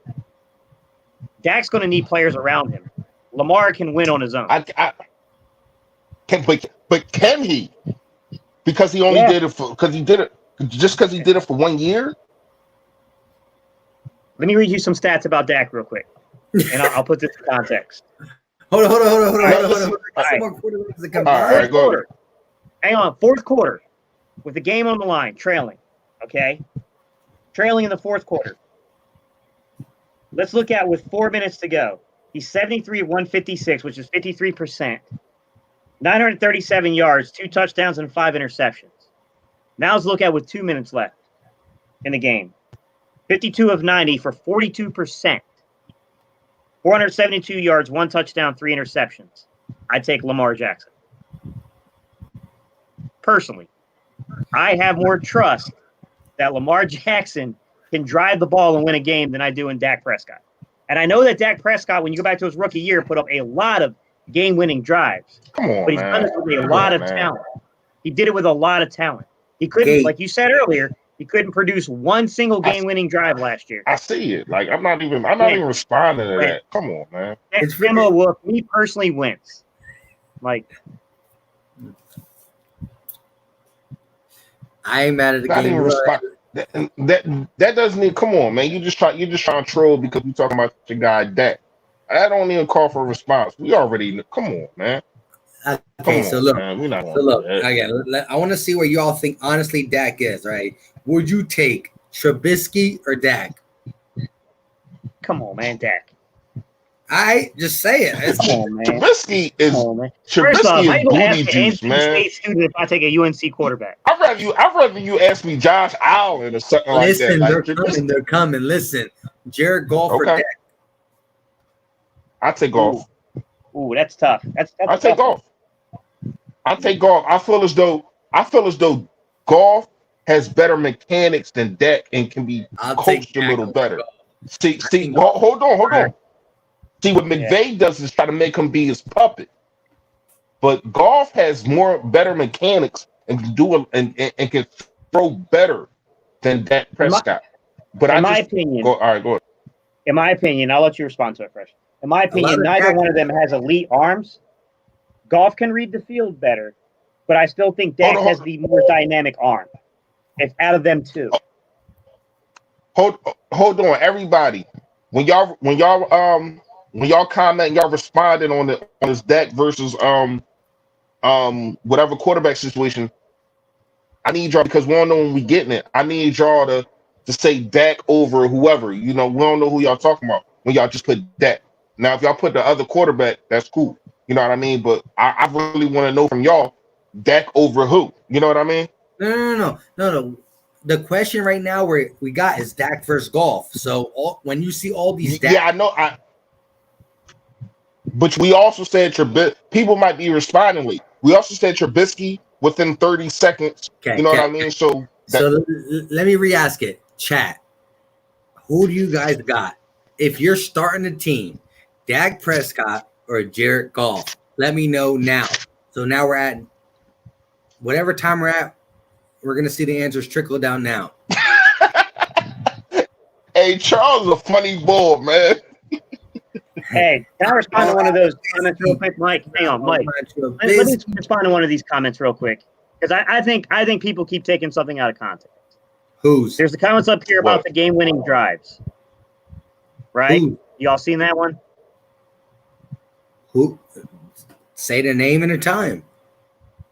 I just caught it. Hang on. No, I didn't see it. Whatever. They referenced like the 16 game-winning drives. Guys, I'm going to call bullshit on that. Zeke's got 16 game-winning drives. Dak ain't got shit. Dak's 3 touchdowns to 8 interceptions when he's trailing with 4 minutes left or less.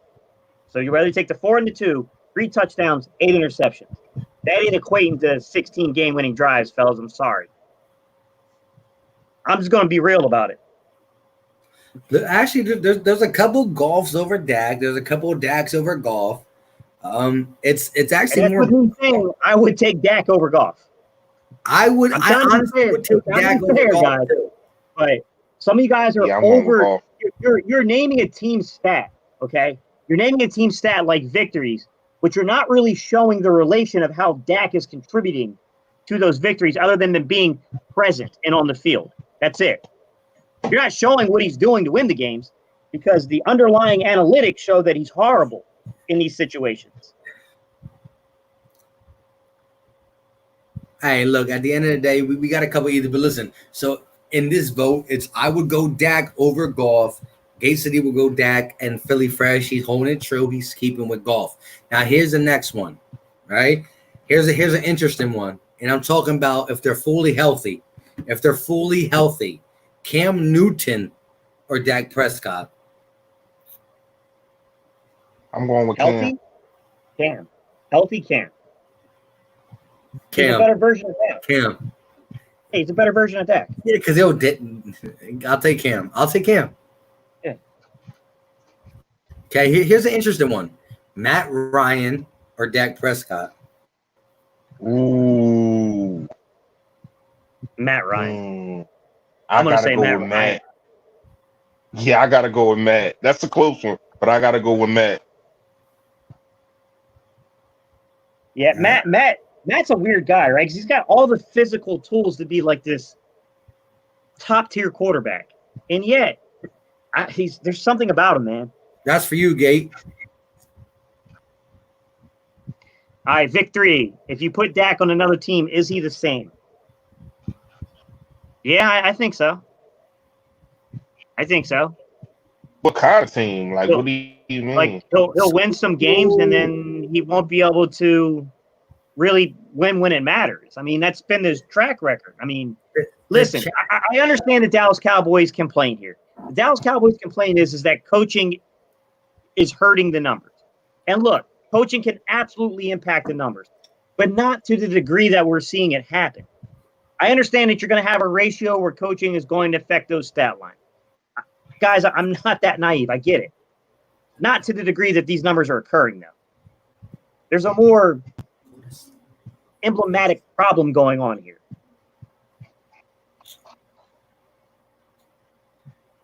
I'm just kidding with the Nate Satterfield. He said Nate Sudfeld or Dak. But look, listen, I think Dak is pretty. He's decent. Look, all right. Let me ask you this. Okay, here's a good one.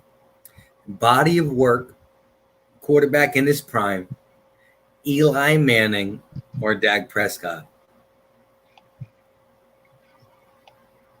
In their prime, Eli. In their prime, Eli. You said Eli got body 2 rings. Well, no. He got 2. I meant to say not including the body of work because he got 2 Super Bowl champions. What I'm saying is, eye test watching him play, Eli Manning or Dak Prescott. We don't know if Dak Prescott is the best. Eli for me. He's still clutch. He's still clutch where Dak isn't. They're both inconsistent, but Eli can come up clutch when he needs to be. Look, for everything that people say about Nick Foles, I was going to break it down for you. Nick Foles has been very inconsistent throughout his career. He's got some great moments. He's got some wildly inconsistent moments. He's a very inconsistent player. But when he catches fire, he catches fire. Like, I mean, just to be truthful about it. Guys, he was not like, and I know none of us are saying this, but some people do. They forget how badly he played prior to that Vikings game. And then how badly he played in the first 2 games of, well, basically a game and a half. We'll call it 6 quarters of football to begin 2018. He really only played well in the second half of that second half of that Tampa Bay game when they basically had like a 20-some point lead. So how much of that was really him playing well or them really just playing prevent? I don't know. All right. Fresh. What's your answer, Fresh? He's inconsistent. Who? Eli or Dak? You talking about Eli in his prime? Just who would you rather have on your team to start your team? I understand that. I'm asking you in a prime or right now. That's what I'm asking you, right? So if you're starting the team, they're young players. So okay, they're both in their prime. I guess the best of both. Yeah, that's what I'm. Hey, Mike, why you get frustrated with me, man? I just asked a simple question. Are they in a prime or not? Again, we're not talking about Eli in 2019. So it's a yes, Mike. Yes. Is it a yes? I go Eli. I was about to break down something, but I go Eli. Would you not go Eli, Mike? Yeah, I'll take Eli. I'll take Eli. I was just wondering because I mean, like they're Mike's tired, man. Mike's tired, yo. Inconsistent, but Eli can rise up to the competition. Mike's tired. Yeah, Mike's tired, yo. You see how just frustrated he got with me because I asked him a question. No, listen. At the end of the day, we've been talking the same thing. It's who would you start your team with? I understand that, but I'm asking, and we didn't have to ask about their prime because most of these guys are already in their prime, so we didn't have to ask that. Now, when you said about Cam Newton, you brought in the fact that without injuries, with him being totally healthy. So I'm asking you if we're talking about Eli Manning, are we talking about him in his prime, or are we talking about Eli Manning in 2020? That's all I was asking, right? Makes sense. Did y'all see Paul's comment? No, what did he say? He probably grind us up, ain't he? 11:07. No, it's funny though. It's at 11:07. Mike. Between Dak and Eli in his prime, I would take Peyton. With Peyton right now? Hey, Paul, Peyton right now or Peyton in his prime? We got to be specific.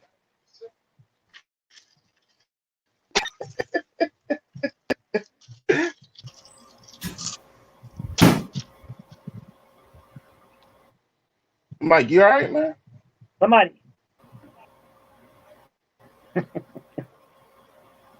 Good. Somebody put up about let me see, who was it? It was a pretty good one too. It was a good comparison. Who? Jameis Winston or that's a Dak good Prescott? one. Jameis That's a Winston or good Dak one. Prescott? Yeah. Even though he is a turnover machine, this dude, when you talk about somebody being I'll take care of exact way, but just not better. I mean, not better, but when you talk about somebody a gunslinger like how Brett Favre was, Jameis Winston is the equivalent of that. Because you got to remember, I think. See, I don't know the stats, so I don't want to spit them here, but I might look them up. I think Brett Favre only had like 20 touchdowns, more than he had interceptions or something like that. And I feel as though Jameis Winston is that kind of player. Has Jameis Winston ever played in the playoffs though? No. Has he ever led Tampa Bay to the playoffs? No. Can't remember. I thought he did one year. No, it's hard to remember, man. It's been so long. Like this stuff. Yeah, I don't think he ever been to the playoff. I'm about to find out though. I would say, me personally, we've seen Jameis Winston with this type of talent. The unfair thing is we haven't seen it with coaching, but we've definitely seen him surrounded with a lot of talent. But he didn't have an Ezekiel Elliott to take off some of the burden. I don't know. That's a tough one. Yeah, I give you that. That's a really tough one. That's a really tough one because Jameis Winston turns the ball over a lot more than Dak does. Yeah, but the way that he turns it over, Jameis has never had Dak, or he's never had Zeke. I mean, give him someone to take some of the pressure off the passing game. He might look like a different guy. I mean, you can say that, but it just seems like it's in this guy's DNA to be a gunslinger. That's what he's gonna do. I'm gonna put the ball in harm's way. Excuse me. And I'm gonna try to trust my receivers to make sure that they, make a play, stuff like that. So that can be coached out of him though. Like putting the ball in harm's way. But when you want to just talk about arm talent, there's no comparison when you talk about Jameis Winston and Dak Prescott. It's really no comparison. This dude Jameis Winston has the arm talent to be elite. I'm just gonna say that, like, because of the way that he puts the ball in harm's way, I feel as though he's kind of underrated as a just an arm talent. Not saying as a quarterback. But as an arm talent, I feel as though he is underrated because he does it to himself because he puts the ball in harm's way. You know what I mean? But when you see this dude fling the ball, man, this dude got an arm. Mm-hmm. So Charles, appreciate the super chat, buddy.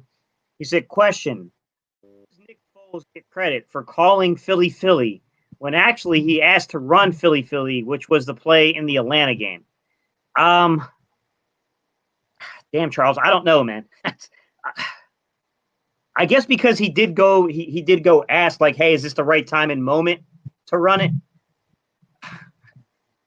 I don't know, man. That's a difficult one, Charles. I don't know, man. I'm gonna say he gets credit for bringing it up because I'm pretty sure Doug Peterson was going to run a run play, but he doesn't get credit for calling the play because that's just the coach's decision, point blank, period. No matter how you look at it, he made. Come on, man. Come on, hey Perry. Come on, man. Come on, man. You're not gonna do that. So yeah, he gets credit for being able to, bring it up, but at the same time, your coach has final say, so he's always going to get that stamp.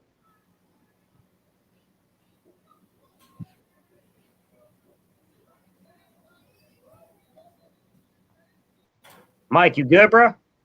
Because I don't know if you tried to pull down or what happened. It's your camera's not pulling up, Mike. Oh, there you go. It's good. I bumped a couple of buttons. It's all good.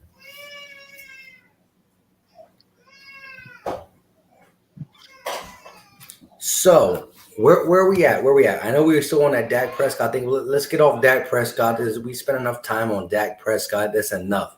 I was only asking you guys because I honestly think, he's decent.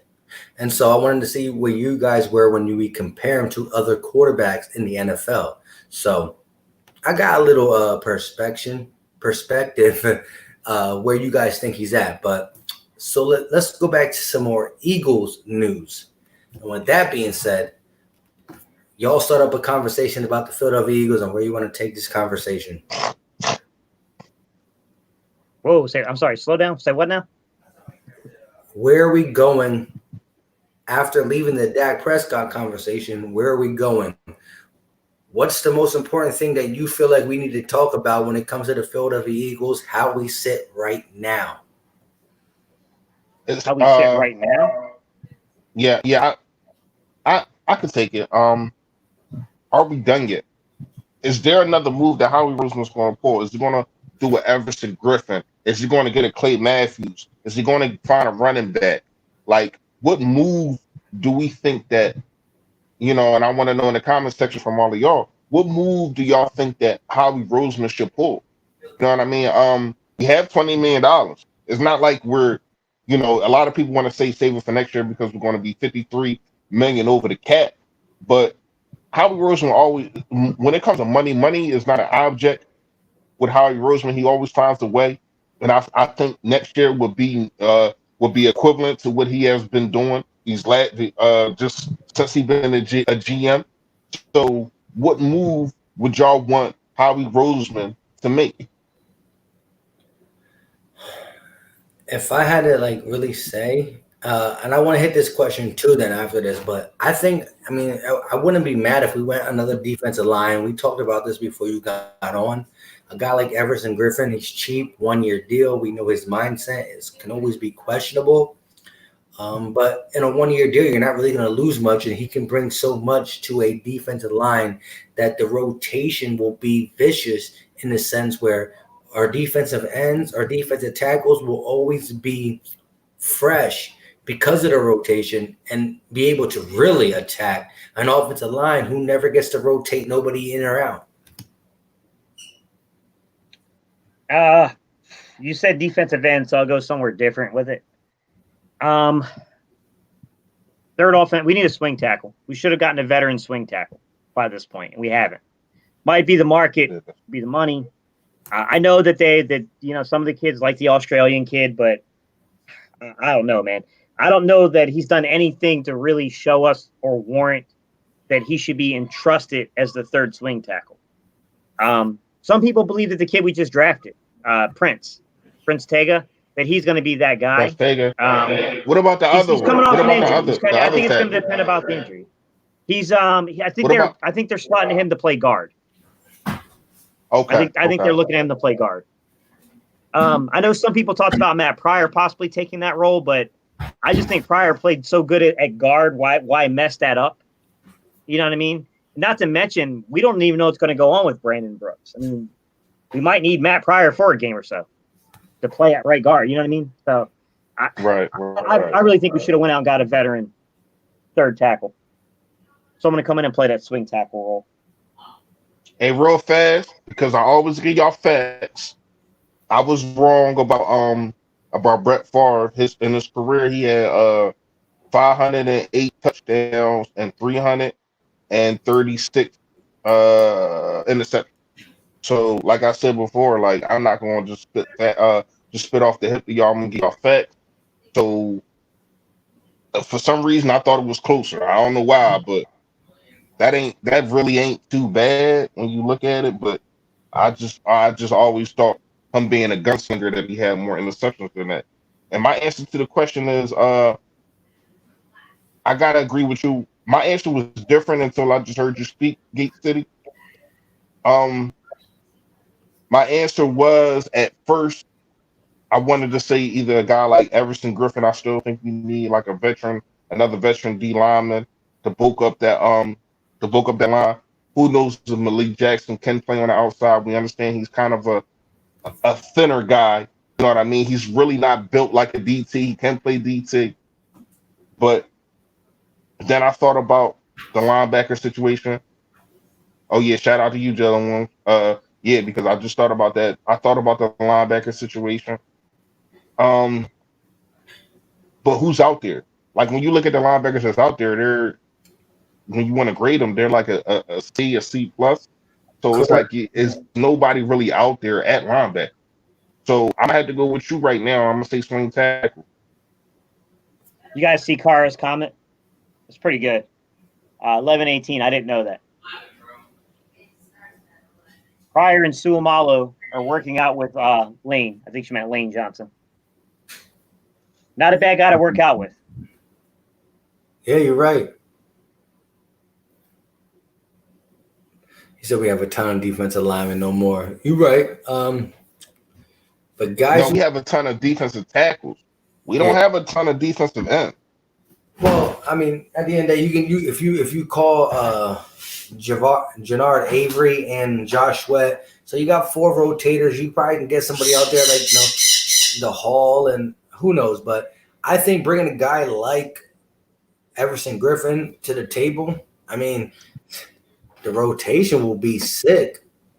But I hear you guys on a swing tackle. Look, we've been fortunate to have, when you look at our starters on the offensive line, you see right tackle, best in the game, right guard, best in the game, center, one of the best in the game. Samalu, yeah. And it used to be Hall of Famer, one of the best in the game. So our offensive line has always been good. But we had Haloti Vital, we had Matt Pryor, we had swing tackles, we had guys who can come in. We had Andre Dillard on the bench as an emergency player. So now, as Andre being a starter, Haloti Vital leaving, Matt Pryor, who knows where he's going to fit in as the swing player. I mean, yeah, we can definitely use that guy to step up in the situation that we've always had a guy to step up in. So someone, Rory, he's been asking this question, guys. I just, let me pull it up if we can. Yeah, you got it. I'll go first, and I'll let you guys talk on this one because I'm going to just make this one really short and sweet. I would put it at a 16 if you're saying 1 through 32. I'm lukewarm on it because I like the potential. There's still a lot of question marks. I would say 16 until otherwise proven. I'm close. My answer would be 15. I believe we're a little bit better than the middle of the pack. I believe we have the potential, because I've been speaking about the defense. We have the potential to get inside or be in the top 10. But with the question marks, we still cannot really say what we're going to be until we see it. Will Parks, what's his role? Kevon Wallace, what's his role? Jalen Mills at the safety. Is he going to be a good safety? The second cornerback position, I say it's going to be an easier job because possibly Darius Slay shadows, but how easy is it going to be for Sidney Jones or Avante Maddox or Trevor Williams? I mean, the linebacker position, the additions to the defensive line, Javon Hargrave, having a rotation, getting a guy like Fletcher Cox 100% healthy. These are things that make you think, oh, wow, we're good. Roby Coleman. But there's still question marks. There's still question marks, especially when it talks about the secondary, because Will Parks wasn't here, Coleman wasn't here, Slade wasn't here, and they're all going to be big when it comes to our secondary playing up to par. So I'm going to say a solid 15, a step above Gate City Sports. And now we're going to hear from Philly Fresh. I'm going to go a little bit higher. I'll probably go 12.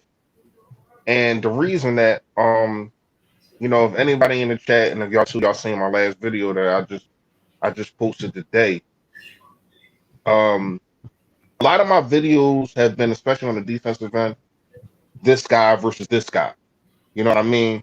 And hey Charles, yeah, we have 7 DNs, but we're talking about impactful. We're not just talking about body. You know what I mean? So, but I get what y'all saying. We do got DNs, but who's going to be impactful? Is Josh Sweat going to step up? Is Sharif Miller going? I mean, we got a lot of guys, but back to what I was saying. Back to it. Why? Because I brought Sharif Miller. But back to what I was saying. The videos that I've been putting out been this guy versus this guy. You know what I mean? And I feel as though I broke it down today why I have been doing that. It's because competition is everything in a locker room. You know what I mean? When you are battling, you know what I mean, and a sharp sword will sharpen a sharp sword. You know what I mean? So when you go on a war, it makes everybody better. You know what I mean? Still sharpen still, whatever you want to call it. So basically, what I'm saying is, I feel as though the competition in this locker room that they have right now, and we'll see when training camp comes. But right now, I got to put them at kind of 12 because when you look around the league, it's really not that many defenses that you can look at and say that they're better than the Eagles.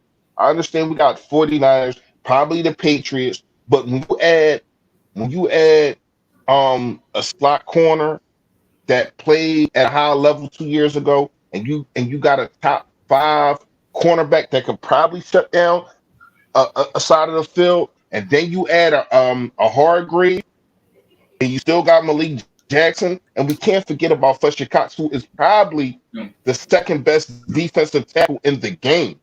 You know what I mean? So we're going to be very disruptive, and the way that we're set up is speed. You know what I mean? So we'll see what happens, but right now I will put us at 12. But I think that we have a chance. If Jim Swish puts everything together and make sure that Darius Slay follows the best receiver, I feel as though we got a chance to be in the top 5. That's just my personal opinion. Mm-hmm. Yeah. What do you guys think about the Michael Muller thing? Yeah. He can't be. Again, we watching it with the eye test, you see signs of Derek Barnett being a pass rush problem. Like, he's good. He's good with the bull rush. He's good with the speed rush, but he's can't be getting nicked up. He can't be getting them roughing the passer penalties. I mean, Derek Barnett last year has some ridiculously hurtful penalties when it comes to just possibly attitude. Like, you know what? Who cares?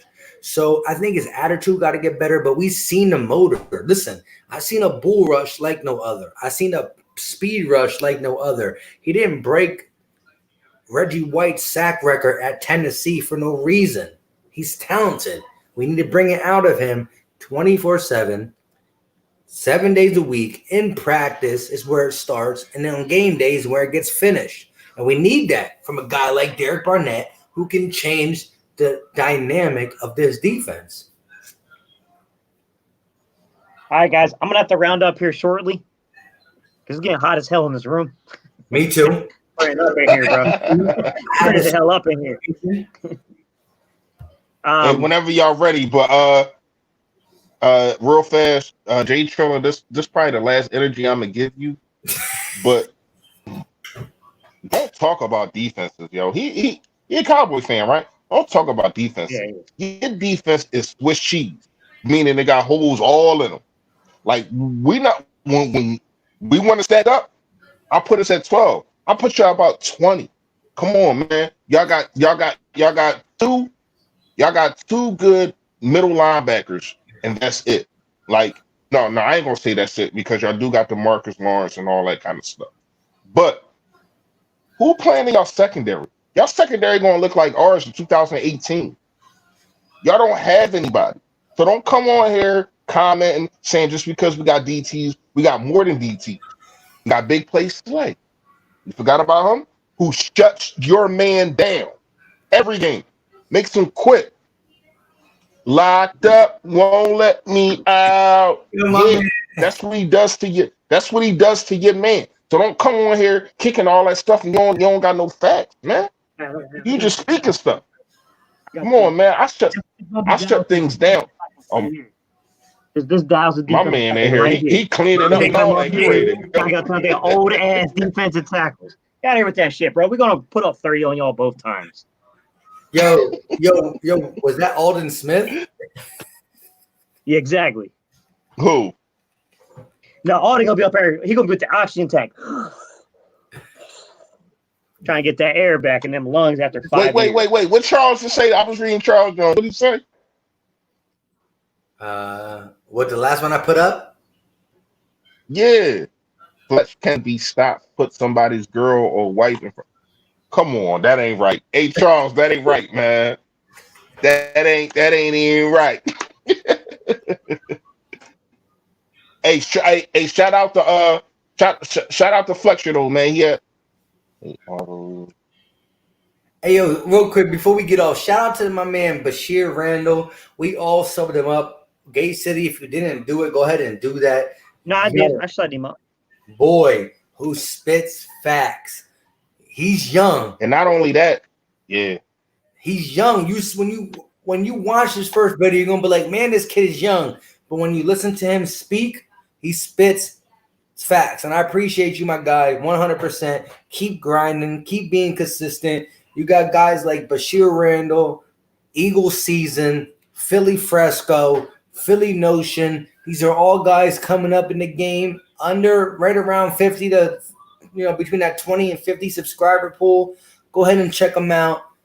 See what you can see, hear what you can hear, and let me know. If you like it, hit that button. It ain't no thing but a chicken wing.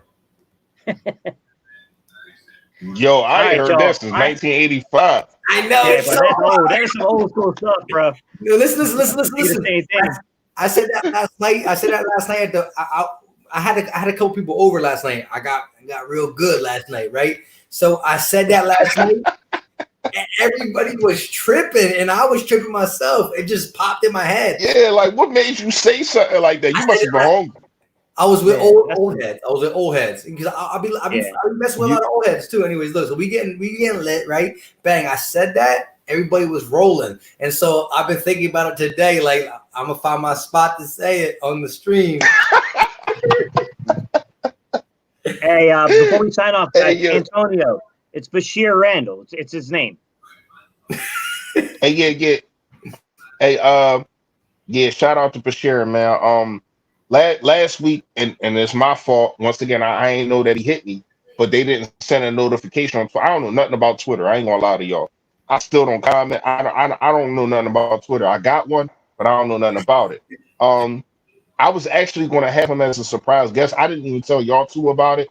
I was going to go get him because he's a Southwest. So I was going to go pick him up real fast, bring him to the house, and have him as a surprise guest because this guy is, this young man is above his years. You know what I mean? Like, when you see him speak, when you see him speak, and you hear the things, and especially I don't know if y'all talking about this kind of stuff, especially like with the Drew Brees situation and all that kind of stuff. And you see him speak, he's above his years, and I wanted to get him more in here to talk to the family, man.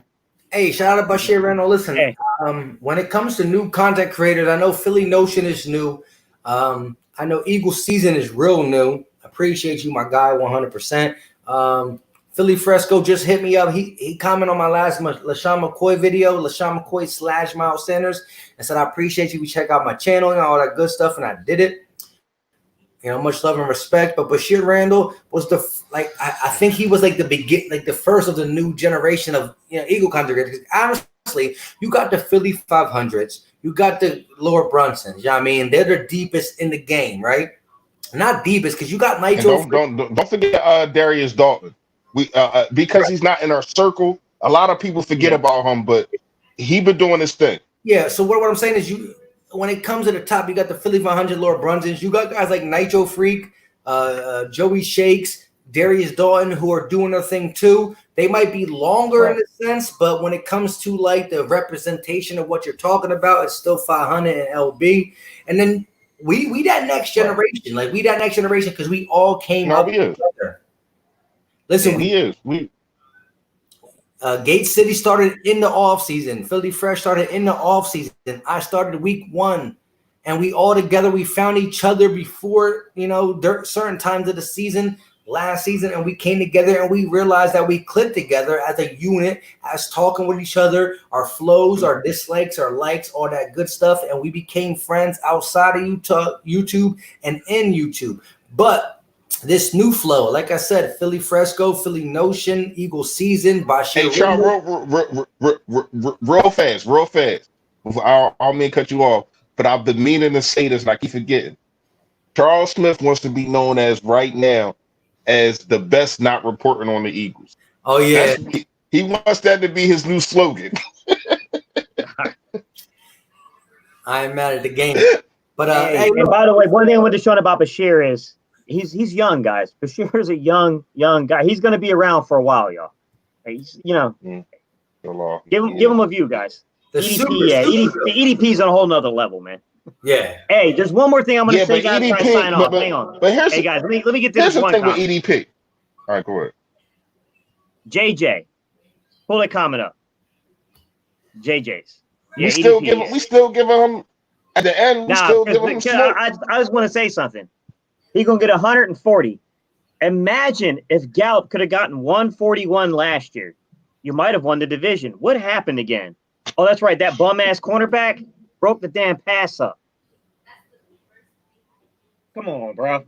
Come on. Hey, context of what you say. Context of what you say. You over here making yourself look stupid as hell. Hey, damn. Yeah, with EDP, man, EDP is not. He reports on the Eagles, but he's not a Eagles content creator. Like he rose above that. You know what I mean? I'm not saying that I'm trying to bash him or anything, but he has rose above that. Like real quick. Because JJ Triller coming out saying that we look like we live with our moms. First of all, on a sense of context, my mother's passed away for the first thing, and I'm only 29. I mean, I know people who are 50 who got their mothers. Anyways, the second thing is this, bro.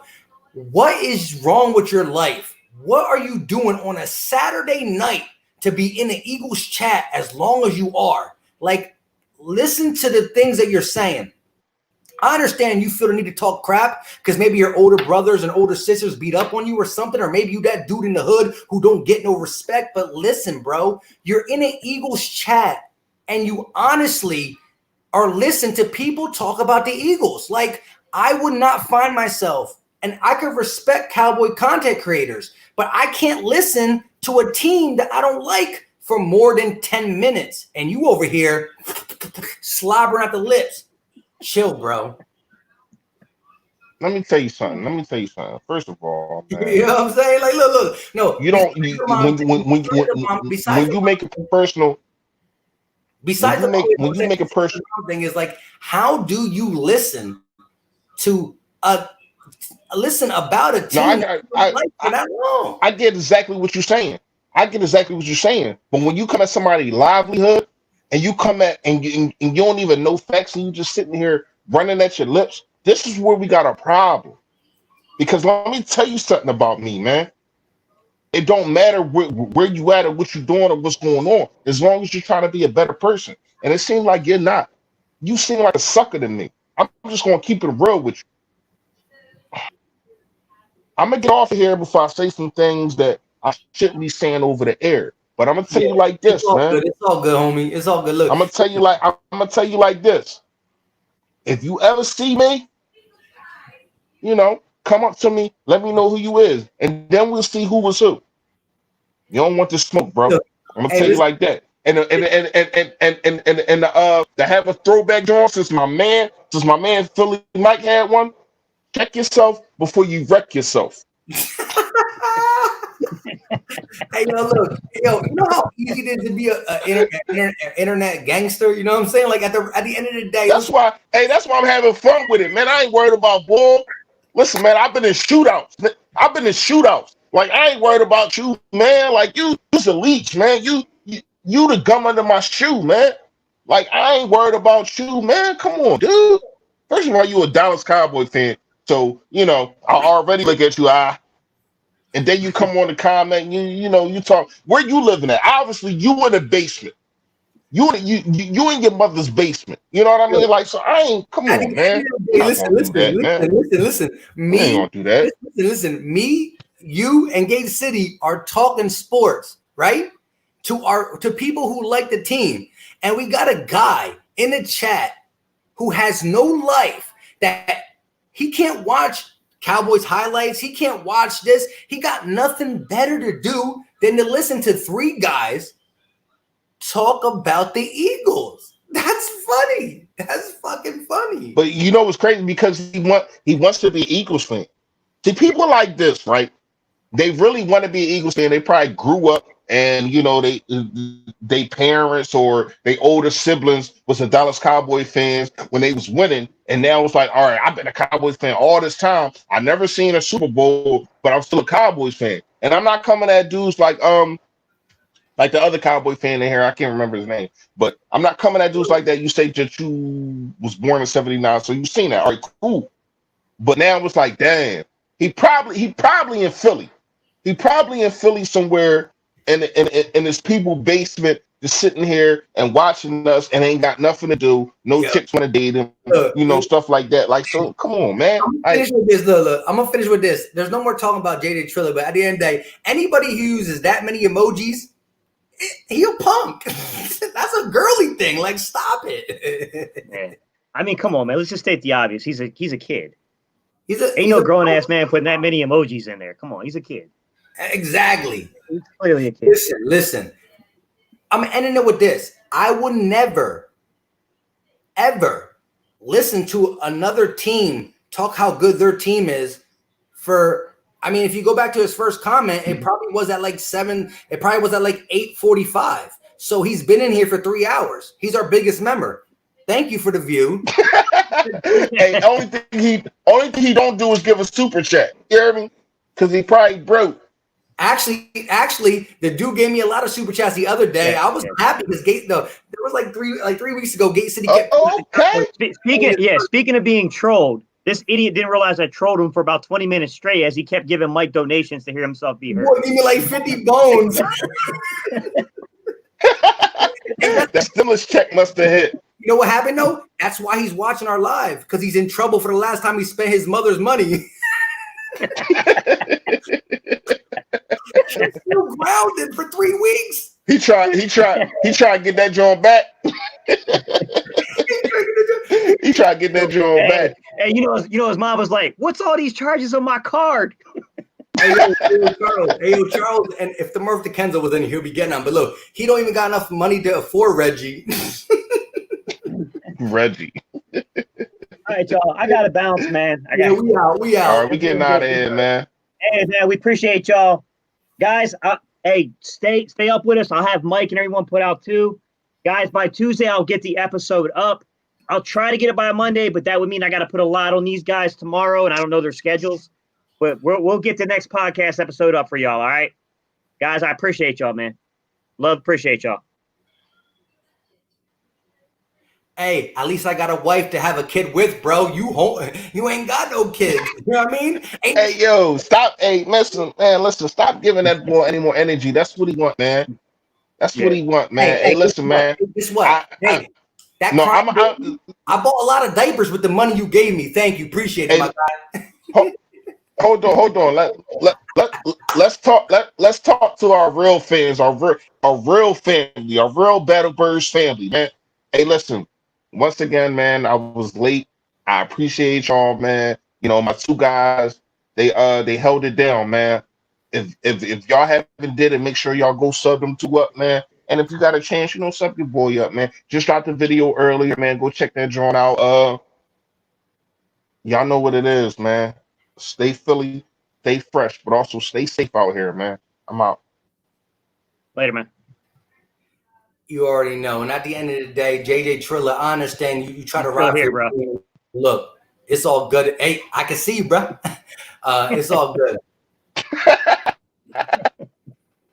But hey, like I said, No, what's up, Philly? I don't know what happened. I don't know. I hit the button, and then you was talking about something. I can see you, bro. And then I just started laughing, and I came back in. So I'm here until y'all close out. I'm gonna let you close it out. You hear me? All right. We're gonna close it out together, right? But all I'm gonna say is this: look, at the end of the day, we all good at where we are at in our lives, and that's exactly why we have the time to do this on YouTube. On a simple note, everybody who's in the chat, appreciate you guys. 45 people left, man. We about to get up out of here. Appreciate you guys for tuning in. If you're the Eagle fans, appreciate you, and Cowboy fans who have nothing better than to listen to us, well, have fun. Y'all still suck. With that being said, go ahead and sign off, Gay City, because I'm gonna hit it with the "we out" in a second. all right, man. You already know how it is. You know how I close out. We do a little something where we go EAPLE. Hey, J-Trey, this last one's for you, bro. X. Let's go Eagles. And you know what time it is. He's under the covers talking on the phone. His mom about to come in his room, but we out.